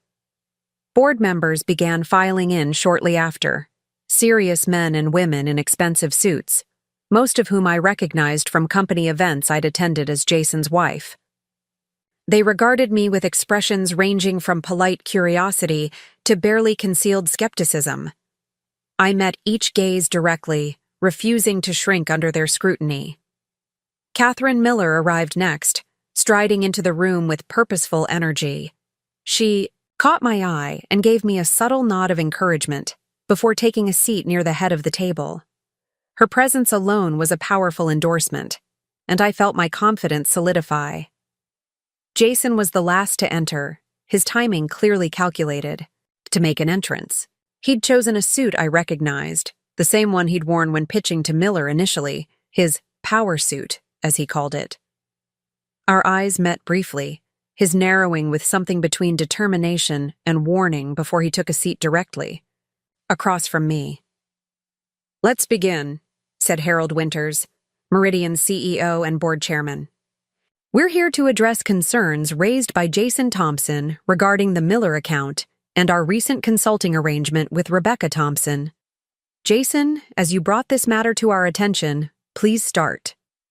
Jason straightened in his chair, his expression shifting to the earnest, concerned look I'd seen him practice in mirrors before important meetings. Thank you, Harold. I want to start by saying this is difficult for me personally, but my commitment to Meridian's success necessitates me speaking up. He launched into a carefully crafted narrative, portraying himself as the dedicated director whose work had been appropriated by his estranged wife during a bitter separation. He spoke of strategy documents he'd drafted months ago, of concepts he'd been developing that mysteriously appeared in my presentation to Catherine. The similarities are too striking to be coincidental, he concluded, sliding folders toward each board member. I've provided copies of my original documents with date stamps showing when these concepts were first developed.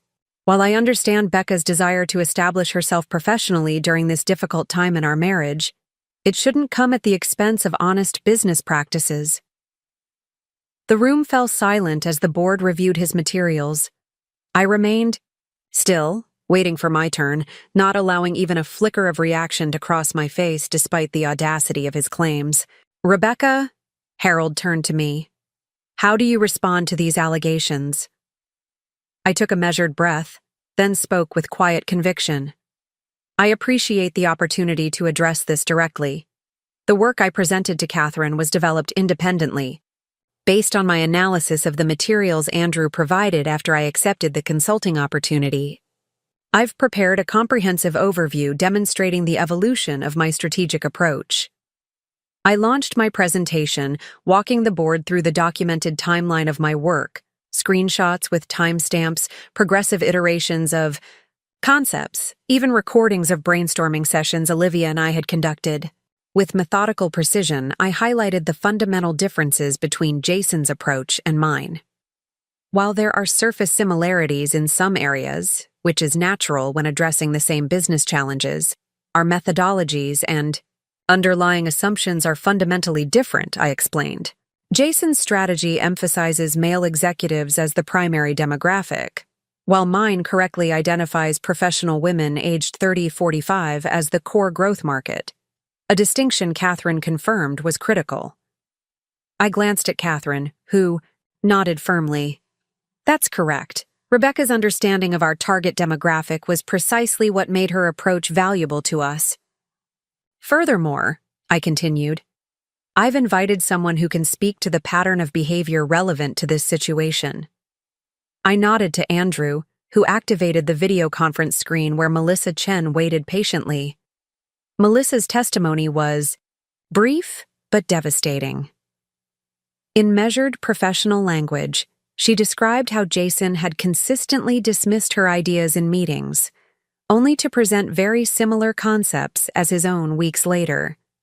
She detailed the project that had ultimately led to her departure, a marketing initiative she had developed over months, only to have Jason claim it as his innovation after a convenient reorganization placed him in charge. I left Meridian because I couldn't continue working in an environment where my contributions were systematically appropriated, she concluded. I'm speaking today not out of vindictiveness, but because I believe a company's culture is defined by how it addresses these patterns when they're exposed. I thanked Melissa, and as her image disappeared from the screen, turned back to the board. I understand how this situation appears from the outside. A personal relationship ending messily, spilling over into the professional realm. But this isn't about my marriage ending. It's about recognizing that women's ideas and contributions have value, even, perhaps especially, when men in positions of power attempt to claim them as their own. Jason's face had progressively darkened during my presentation, and now he leaned forward, voice tight with barely controlled anger. This is absurd. You're turning a simple intellectual property dispute into some kind of gender crusade to distract from the fact that you had access to my work for years. You've sat beside me while I developed strategies, listened to me talk through concepts. Is it really surprising that those ideas would appear in your work? I met his gaze steadily. Yes, Jason, I did listen to you talk about your work for years. I also watched you dismiss my suggestions, only to present them as your own insights weeks later. I watched you do the same to Melissa, to Emma Walsh, to Sarah Jenkins. The pattern isn't mine. It's yours. That's enough, Harold interrupted, raising a hand. This is becoming personal, and I'd like to refocus on the specific matter at hand. Catherine Miller cleared her throat. If I may, Harold, the personal is directly relevant here. I witnessed firsthand how Jason treated Rebecca at Riverside, publicly humiliating her for offering a business insight that, as it happens, was completely correct. That incident wasn't an aberration. It was a window into a pattern of behavior that directly impacts Meridian's ability to serve clients like me effectively. The boardroom fell silent. Catherine's position as a major client gave her words significant weight, and no one, not even Harold, seemed eager to dismiss her perspective. I've reviewed both sets of materials thoroughly, she continued, and there's no question in my mind whose approach better serves our needs. If Meridian wants to retain our business, Rebecca will continue as our consultant. That's non-negotiable. Harold exchanged glances with the other board members, a silent communication passing between them. I think we need to deliberate privately on this matter, he said finally. Rebecca, Jason, if you could step outside for a few minutes. We exited to the waiting area outside the boardroom, maintaining a careful distance from each other. Jason paced restlessly while I sat perfectly still, focusing on keeping my breathing even and my expression neutral. Inside, I was a storm of emotions. Anger at Jason's blatant attempt to discredit me, anxiety about the board's decision, pride in having finally spoken my truth publicly. This won't work, Jason said suddenly, his voice low enough that only I could hear. Even if they side with you today, you can't possibly succeed long-term. You don't have the connections, the experience, the reputation. You mean I don't have your connections? I replied calmly. Your experience, your reputation, and you're right, I don't. I have my own, which is precisely why Catherine values my perspective. She's one client, he scoffed, and when this novelty wears off, when she realizes you're out of your depth, she'll move on. They always do. I studied him thoughtfully, seeing clearly for perhaps the first time how much of his confidence was actually insecurity in disguise. Is that what you're really afraid of, Jason? That I might succeed where you're struggling? That without me, supporting you, managing your life, smoothing your path, you might discover you're not as exceptional as you've convinced yourself you are? Color flooded his face. You have no idea what you're talking about. Don't I? I leaned forward slightly. Who organized your client dinners, remembered their children's names, their hobbies, their preferences? Who proofread your presentations, caught your errors, suggested improvements you passed off as your own? Who managed our social calendar to ensure you were seen with the right people at the right times?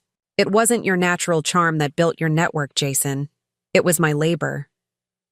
Before he could respond, the boardroom door opened and Andrew appeared. They're ready for you both. We returned to our seats, the tension between us palpable.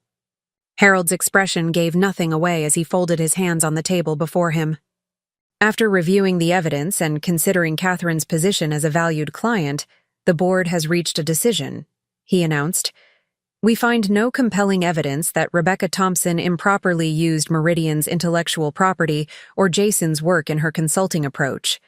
Her contract will remain in place, and she will continue to lead the Miller account. Relief washed through me, though I maintained my professional composure. Beside me, Jason sat rigid, his knuckles white where he gripped the arm of his chair. Additionally, Harold continued, these proceedings have raised concerns about our internal practices regarding credit for intellectual contributions. We'll be conducting a broader review of project management protocols, particularly as they relate to collaborative work.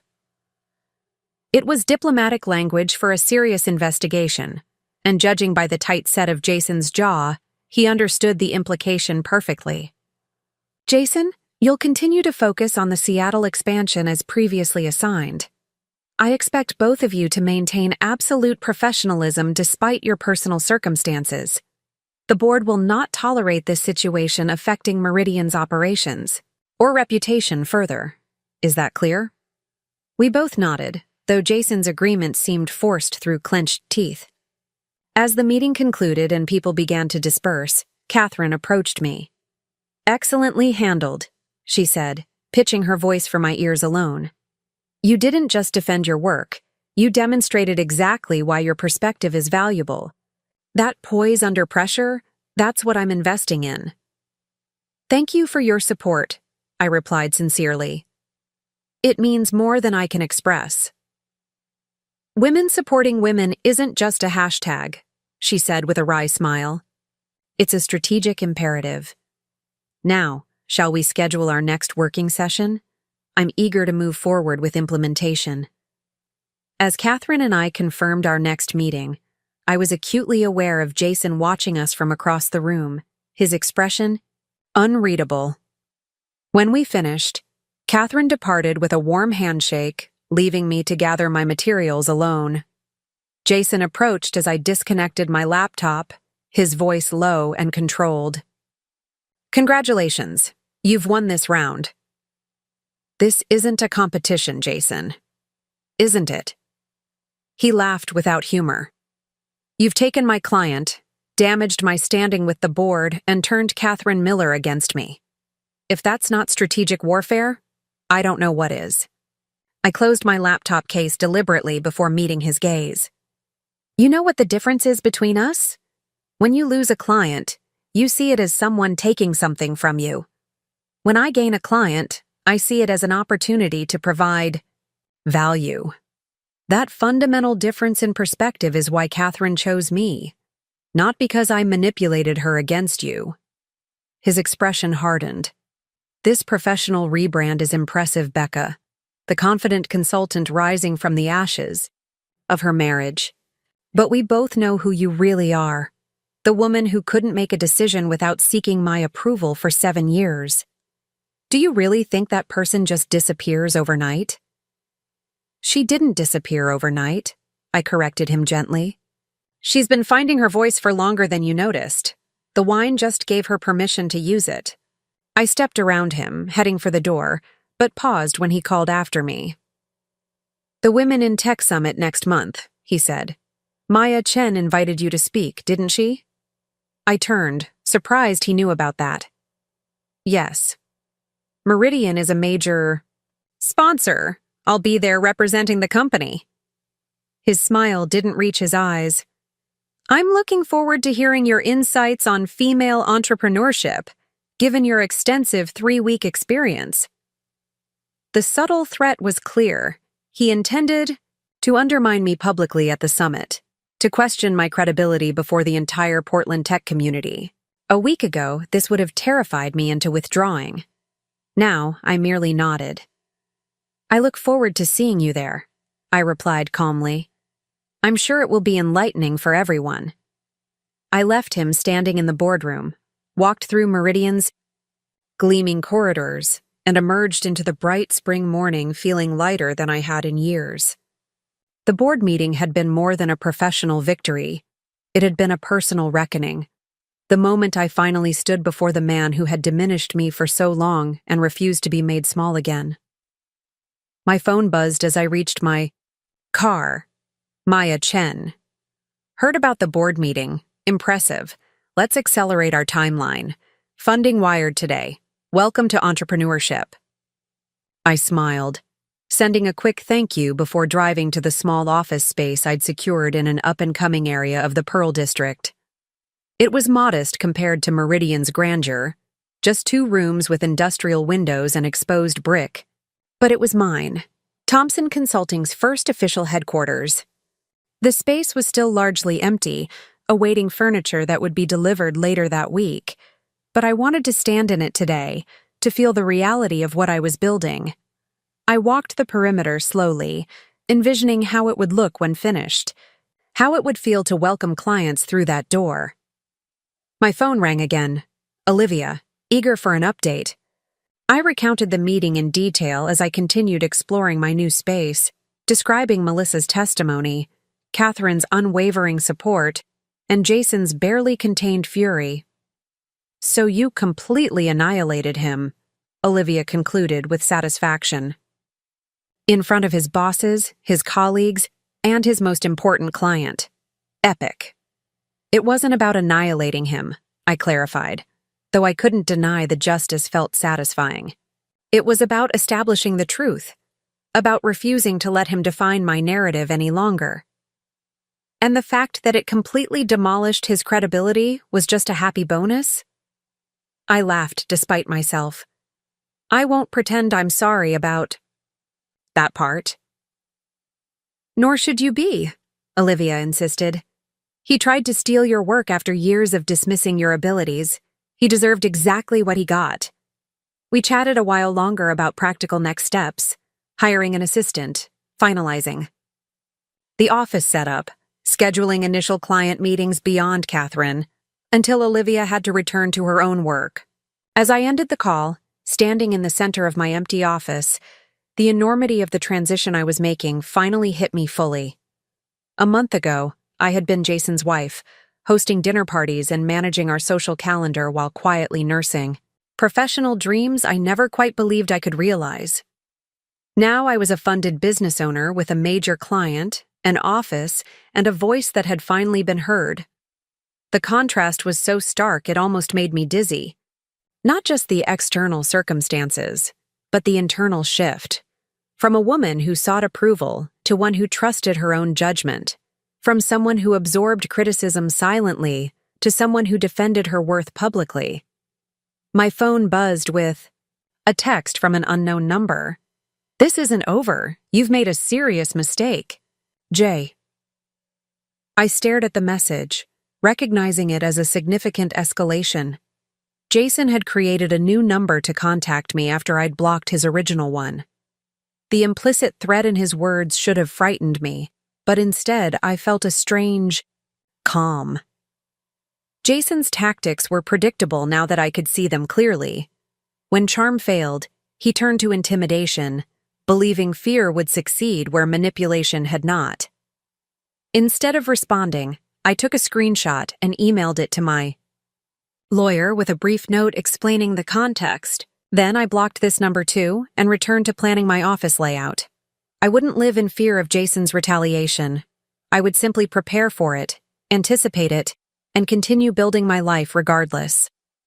By late afternoon, I had finalized designs for my office, scheduled meetings with potential assistants for later that week, and outlined a detailed implementation plan for Catherine's account.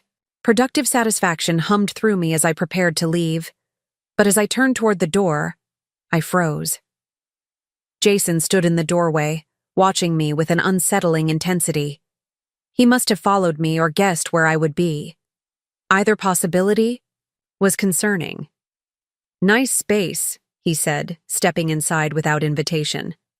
"Small, but I suppose it's adequate for a startup." I maintained the distance between us, acutely aware that we were alone in a largely empty building. "How did you find me?"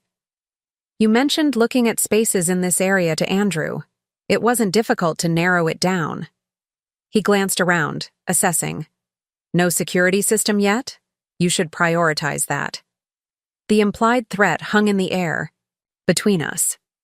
I reached casually into my pocket, wrapping my hand around my phone. "What do you want, Jason?" "To talk. Without an audience. Without Meridian politics complicating things." He moved further into the space, his footsteps echoing on the bare floors. "You had quite a performance today. The board was impressed." "It wasn't a performance," I replied, evenly. "It was the truth." "Your version of it, maybe." He stopped a few feet away, close enough that I could smell his cologne, the same one I'd given him for his birthday last year. "But we both know there's more to the story." Such as the fact that you've been planning this for months," he said, his voice hardening. Setting aside money, preparing your business, waiting for the right moment to blindside me professionally and personally. I've been working toward my business for over a year, I acknowledged. But contrary to what you seem to believe, it wasn't about you. It was about me finally pursuing what I wanted instead of subjugating my ambitions to yours. And the timing, the client, the public humiliation, all just coincidental? His laugh was bitter. You're more calculating than I gave you credit for, Becca. No, Jason, I'm exactly who I've always been. You just never bothered to really see me. I moved toward the door, indicating our conversation was over. Please leave. I have work to finish. He didn't move. The divorce papers came today. I nodded, unsurprised. My lawyer had mentioned they would be delivered this week. Then you should review them with your attorney. 50% of everything, he said, incredulity coloring his voice. After what you've already taken. That's your idea of fair?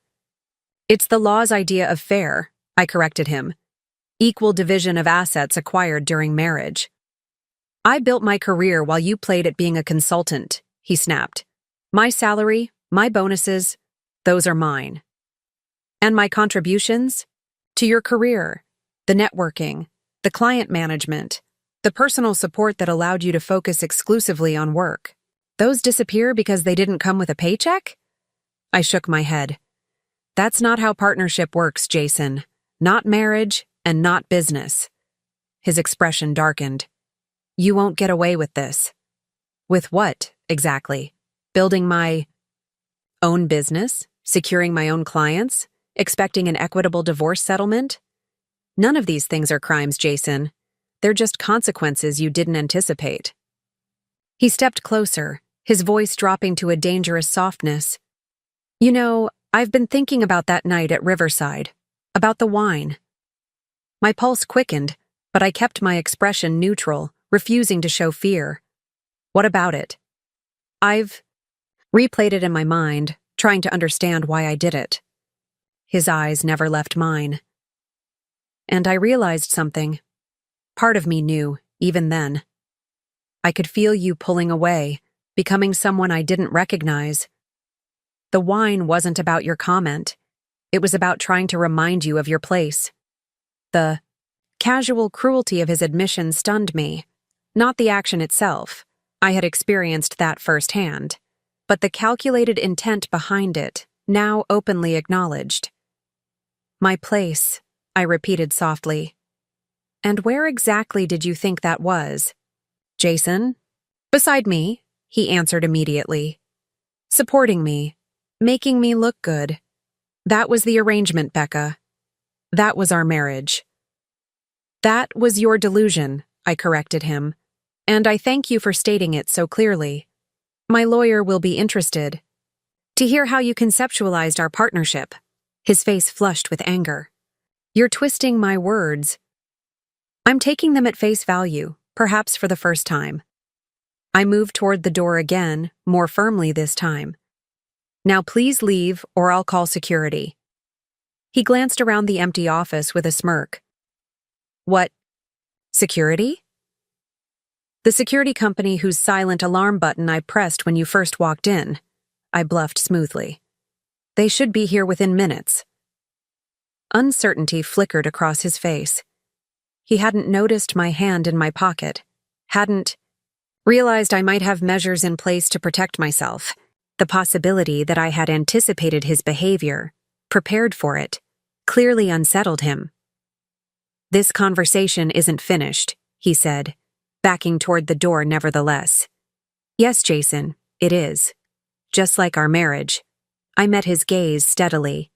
All future communication can go through our lawyers. He paused at the threshold, one last barb ready. You know what your problem is, Becca. You've convinced yourself this new persona is real.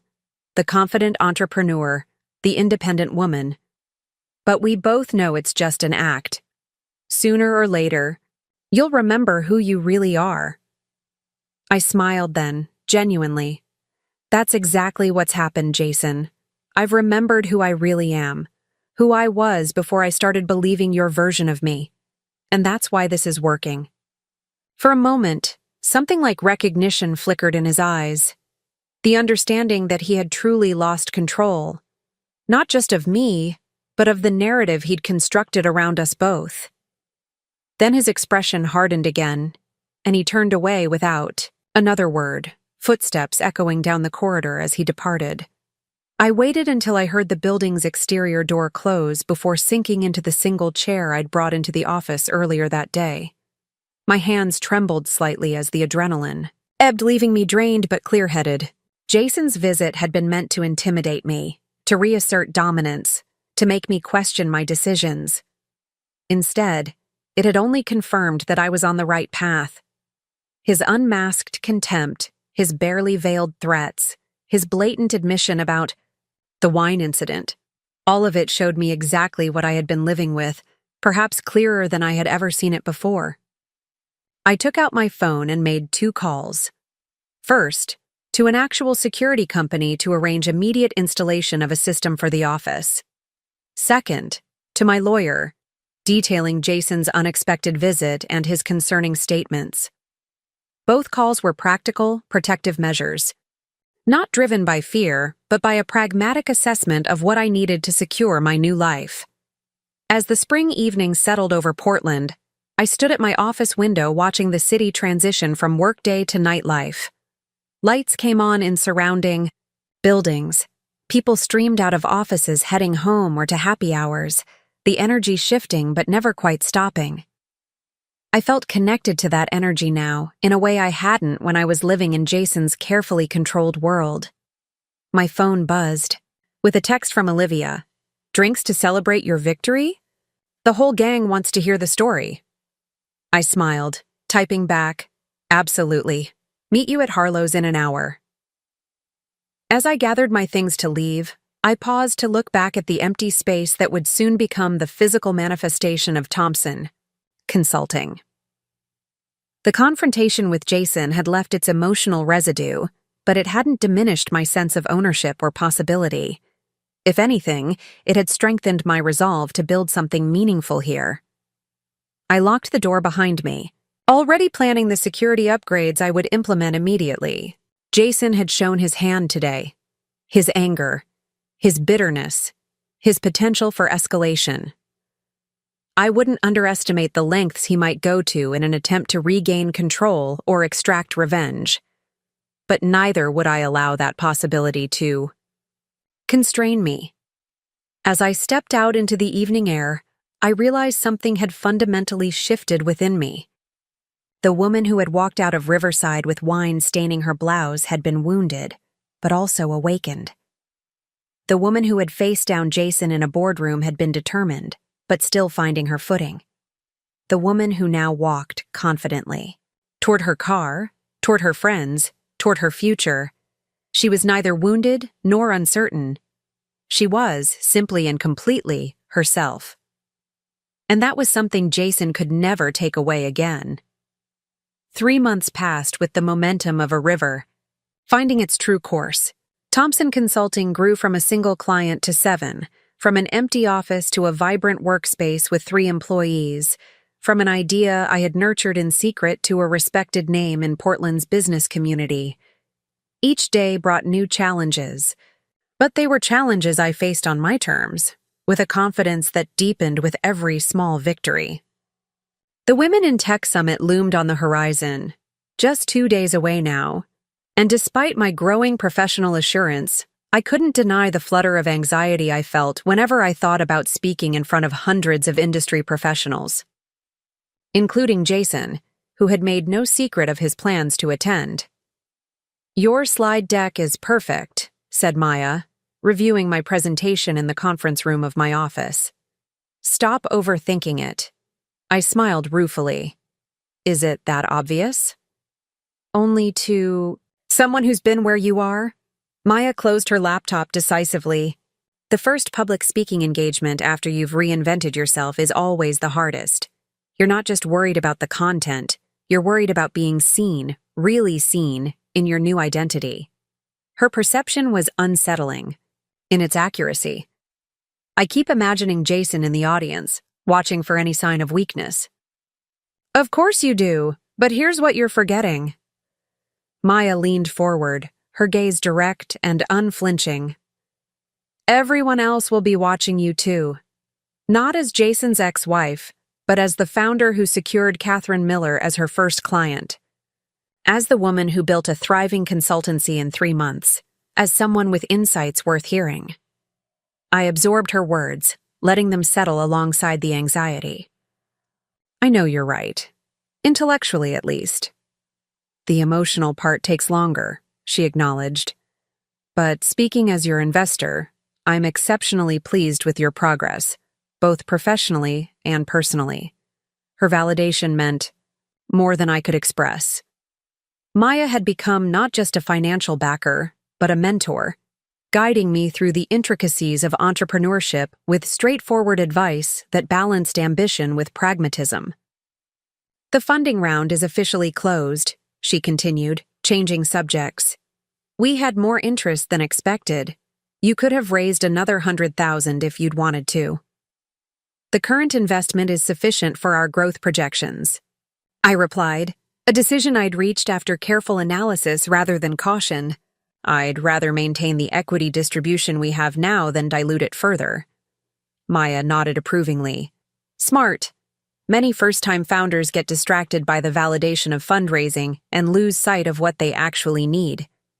She gathered her things, preparing to leave. One last thing. Wear something remarkable for the summit. Not just professional, memorable. Fashion advice from my venture capitalist? I teased. That wasn't in the term sheet. Consider it value-added. Service, she replied with a smile. The audience will remember your ideas better if they're delivered in a visual package that reinforces your brand. After Maya left, I sat alone in the conference room, considering her advice. My brand. 6 months ago, the concept would have seemed foreign, almost pretentious. Now it was a practical consideration. How did I want to be perceived? What impression did I want to leave? What story did I want my appearance to tell about Thompson Consulting? My phone buzzed with a notification from my lawyer. Divorce mediation scheduled for next Tuesday. Jason's lawyer finally responded to our proposal. The timing wasn't coincidental. Jason had been delaying the divorce proceedings for weeks, a transparent attempt to maintain some control over my life. Scheduling the mediation immediately after the Women in Tech Summit was his way of applying pressure, hoping I'd be too distracted by preparation for my speech to properly focus on protecting my interests in the settlement. What he failed to understand was how thoroughly I had prepared for this negotiation, just as I had prepared for every other aspect of my new life. The documentation was meticulous, the financial analysis comprehensive, the legal strategy sound. His delaying tactics had only given me more time to strengthen my position. I texted back a brief acknowledgement to my lawyer, then returned to reviewing my presentation. The panel I'd be speaking on was titled, Breaking Barriers, Women Redefining Business Leadership, and I would be sharing the stage with 3 other female founders, including Maya. My segment focused on recognizing and reclaiming one's professional value, a topic that had evolved from personal experience into actionable insights. As evening descended on Portland, I left the office and walked to a nearby boutique that Olivia had recommended. Maya's advice about dressing memorably resonated with me, and I had a specific vision in mind for the summit. The shop owner, a woman, with a precise eye and decisive opinions, guided me through options until we found exactly what I was looking for. A structured blazer in deep burgundy with subtle gold threading, the color of wine transformed into something empowering rather than humiliating. It's perfect, I said, studying my reflection. The woman looking back at me was poised, confident, unmistakably herself. I'll take it. The night before the summit, I couldn't sleep. I paced my apartment, practicing my presentation aloud, adjusting phrasings, refining transitions. When exhaustion finally overtook me around 3 a.m., my dreams were vivid but fragmented. Standing at a podium with no notes, facing an audience that transformed from supportive to hostile. Jason's voice cutting through the crowd with questions designed to undermine me. I woke before dawn, gritty-eyed but clear-minded. Whatever happened at the summit, it was simply one day, one speech, one step in a journey that had already progressed further than I could have imagined 6 months earlier. I showered, dressed in the burgundy blazer over a cream silk shell and tailored black pants, applied makeup with careful precision, and headed to the convention center where the summit was being held. The venue was already buzzing when I arrived. Tech professionals of all genders milling around exhibition booths, networking over coffee, finding seats for the opening keynote. I spotted several Meridian employees, though Jason wasn't among them, yet.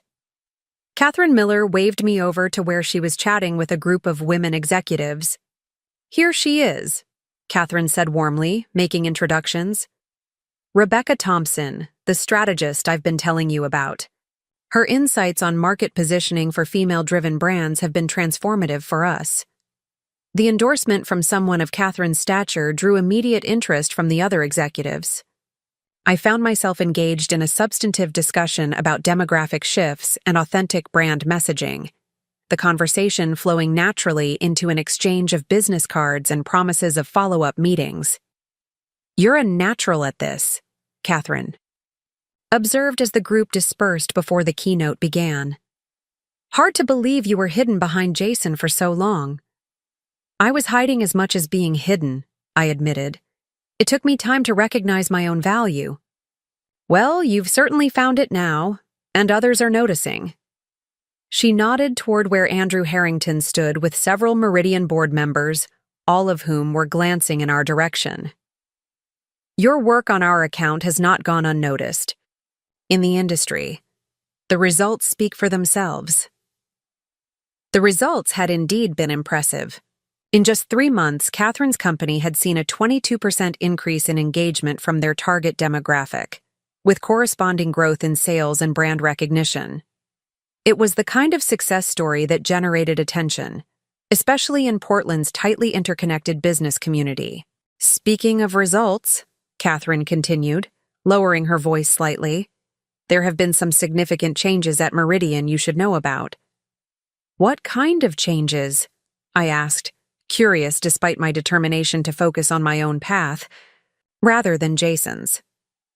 "The board's review of project management and credit attribution has led to some restructuring." Catherine chose her words carefully. "Jason's position has been significantly altered. The Seattle expansion he was overseeing has been scaled back, and his team reassigned to other directors." I absorbed this information, neutrally. "I see." "It's not just about your situation," Catherine clarified. "Once the board started examining patterns, they found numerous instances where women's contributions were minimized or appropriated. It seems you opened a door that needed opening." Before I could respond, the announcement for attendees to take their seats for the keynote echoed through the hall. Catherine squeezed my arm encouragingly. "You're going to be wonderful on the panel later. Just be as authentic there as you are in our strategy sessions." The morning passed in a blur of presentations, networking breaks, and preparation for my panel. I caught glimpses of Jason occasionally, standing with decreasing numbers of colleagues, checking his phone with growing frequency, looking increasingly isolated in a community where relationships were currency. I felt no satisfaction in his apparent professional difficulties, only a distant sadness for what might have been if he had chosen collaboration over domination, partnership over control. By early afternoon, it was time for my panel. The moderator gathered us in a preparation room, reviewing the format and flow of the discussion. Maya arrived last, impeccable in a cobalt blue suit that made her presence impossible to ignore. "Ready?" she asked me quietly as we waited to be introduced. "As I'll ever be," I replied honestly. "Remember, you've earned your place here," she said, straightening my already straight blazer in a gesture that felt almost maternal. The rest of the panel has been in the industry for years, but no one has a story quite like yours. Use it. We walked onto the stage to enthusiastic applause, taking our seats as the moderator introduced each panelist. When my turn came, the FI description was both thrilling and surreal to hear stated publicly.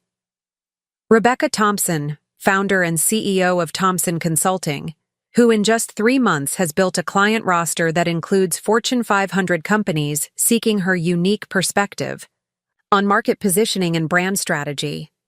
The panel discussion began with broad questions about leadership challenges and adaptation strategies before narrowing to each panelist's specific expertise. When the moderator turned to me, her question was deceptively straightforward. Rebecca, what would you say is the most valuable insight you've gained in your journey from corporate spouse to successful founder? I took a measured breath, scanning the audience briefly. Jason sat near the back, his expression carefully neutral. Catherine and her executives were closer to the front, along with several of my newer clients. Olivia gave me a subtle thumbs up from the side.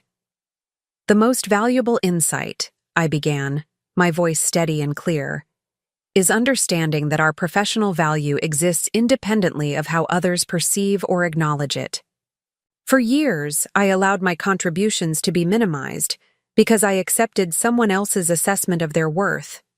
The turning point came when I realized that value isn't something bestowed on us by others. It's inherent in the quality of our work and the integrity of our approach. The moderator nodded encouragingly. Was there a specific moment that catalyzed this realization for you? I smiled slightly, the burgundy blazer suddenly feeling like armor. Yes, though perhaps not in the way you might expect. Sometimes illumination comes from unexpected places, even from a glass of wine thrown in your face at a business dinner. A murmur rippled through the audience. I hadn't planned to reference the incident so directly, but once spoken, the words felt right, honest in a way that theoretical answers wouldn't have been. What I learned from that moment wasn't just about leaving a toxic situation, I continued. It was about recognizing patterns that diminish women's voices in professional settings. The interruptions, the appropriation of ideas, the subtle and not so subtle ways we're taught to make ourselves smaller to accommodate others' comfort. The moderator, clearly intrigued by this candid response, leaned forward. And how has that recognition shaped your approach as a business leader? It's shaped everything, I said simply. From how I structure client relationships to ensure all voices are heard, to how I build my team to create space for collaborative innovation. When you've experienced having your contributions dismissed, you become acutely attuned to creating environments where that doesn't happen to others. The discussion flowed naturally from there, with other panelists sharing their own experiences of finding their authentic leadership voices. Throughout, I felt a growing ease, not just with the public speaking that had so concerned me, but with fully inhabiting my professional identity in this most public of forums. When the panel concluded to enthusiastic applause, several audience members approached with questions and business cards. I engaged with each one genuinely, no longer the careful social navigator I'd been as Jason's wife, but a business leader with my own distinct perspective to offer. As the crowd around me gradually dispersed, I found myself face to face with Jason. He looked different somehow. The confident sharpness I was accustomed to had dulled, replaced by something more uncertain. "Impressive performance," he said, his tone making the compliment sound like an accusation. "You certainly know how to tell a compelling story." "It wasn't a performance, Jason," I replied calmly, "just the truth as I lived it." "The wine incident," he said, lowering his voice. "Did you have to be quite so specific? People will know exactly who you were talking about." "I didn't mention any names," I pointed out, "and if people connect the dots, perhaps that's a consequence worth considering." He glanced around, clearly uncomfortable with our conversation being observed by passing attendees. The mediation is Tuesday. Yes, I received the notification. My lawyer thinks we should discuss terms beforehand, privately. I studied him carefully, noting the tension in his posture, the slight desperation in his eyes. All discussions should happen through our attorneys, Jason. That's why we have them. This divorce doesn't have to be adversarial, he insisted. We were partners for 7 years. Surely we can reach an arrangement that works for both of us. That's exactly what I've proposed. An equitable division that recognizes both our contributions to the marriage. I maintained a professional distance, aware of curious glances from nearby summit attendees. Your lawyer has had the proposal for weeks. Jason's expression hardened slightly. Things have changed since then. My position at Meridian isn't what it was. I've heard, I acknowledged, Catherine's earlier information confirmed by his admission.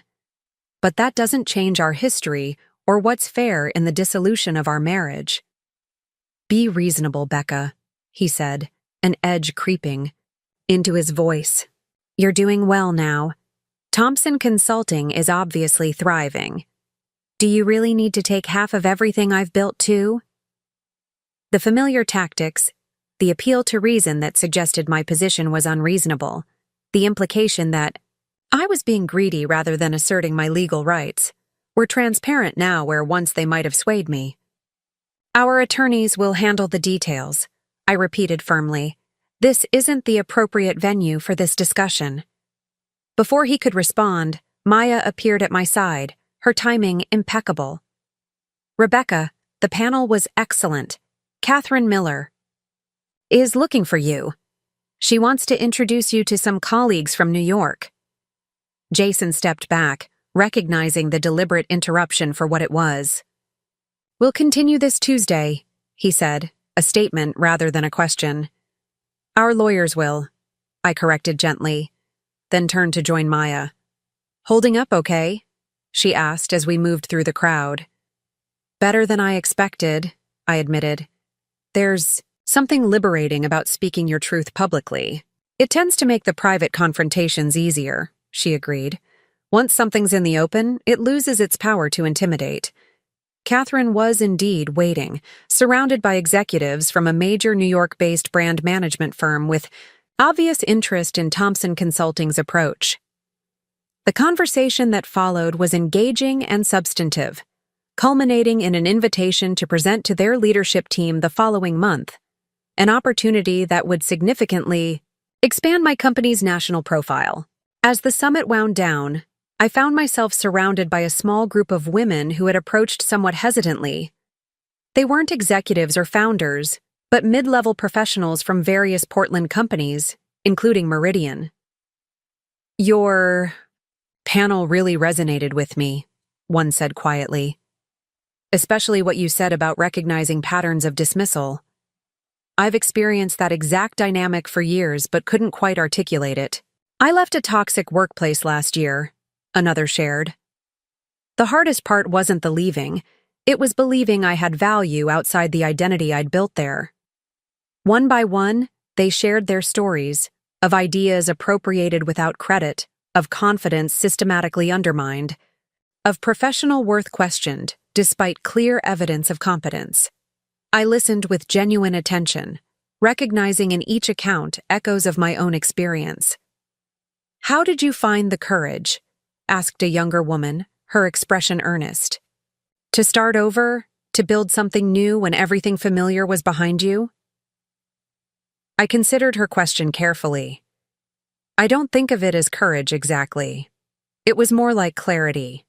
A moment when continuing as I had been suddenly became more frightening than the unknown alternatives. The wine, someone murmured, and several nodded in understanding. The wine was a catalyst, I acknowledged, but the foundation for change had been building long before that. Sometimes we need a dramatic moment to grant ourselves permission to act on what we already know. Our conversation continued until event staff began dismantling the exhibition booths around us. We exchanged contact information, and I impulsively invited them to a networking event Thomson Consulting would host the following month, an opportunity to expand their professional connections in an environment deliberately structured to value diverse contributions. As I finally left the convention center, stepping into the gentle Portland evening, I felt a profound sense of completion. Not just of the summit or the panel, but of a larger cycle that had begun that night at Riverside. The woman who had walked out with wine staining her blouse, humiliation burning her cheeks, had completed her transformation, not into someone new, but into her authentic self, long suppressed, but never truly lost. My phone buzzed with a text from Olivia. "You killed it today. Celebration dinner at my place tonight with the crew. Non-negotiable." I smiled, typing back my acceptance. Once, social invitations had been obligations to be managed within the constraints of Jason's preferences. Now they were genuine pleasures, connections that nourished rather than depleted me. A second message followed immediately. P.S. Just FYI. Word around the summit is that Jason's being pushed out of Meridian entirely. Board decision, effective end of month. I stared at the screen, absorbing this unexpected information. Jason's professional identity had been so thoroughly entwined with Meridian that separation seemed almost unimaginable.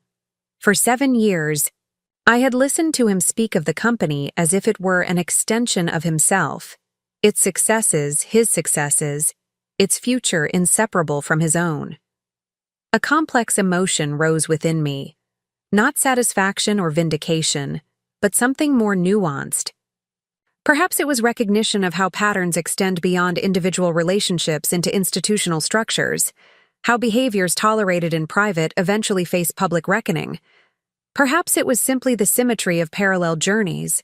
As I built something new from the fragments of what had shattered, Jason faced the dismantling of what he had believed unshakable. I didn't respond to Olivia's postscript, tucking my phone away as I walked to my car. Jason's professional future was no longer my concern, just as my growth was no longer constrained by his limitations. We had been thoroughly disentangled, financially, emotionally, professionally, and would soon be legally separated as well. Driving through Portland's evening traffic, I mentally reviewed the day's accomplishments. A successful panel presentation, promising new business contacts, meaningful connections with women facing challenges I understood intimately. More than any single achievement, what felt most significant was the internal shift that had solidified. The quiet, unshakable certainty that my value existed independently of external validation. 6 months ago, I had been defined primarily by my relationship to Jason. Today, I was defined by my own vision, my own capabilities, my own choices. Thomson Consulting wasn't just a business. It was tangible proof that what Jason had dismissed as hobby had always been expertise, waiting for the right conditions to flourish. As I arrived at Olivia's building, I paused before getting out of the car, giving myself a moment to appreciate the journey. The wine that had once stained my blouse had become the burgundy blazer I wore with pride. The humiliation that had burned my cheeks had transformed into the warm glow of authentic success. The silence I had maintained for years had evolved into a voice that resonated with others seeking their own clarity. The final piece of symmetry wasn't lost on me, that in my quest for independence, I had ultimately become what Jason most feared, the woman who had taken his place. Not by design or vindictiveness, but through the natural consequences of recognizing and reclaiming my own value.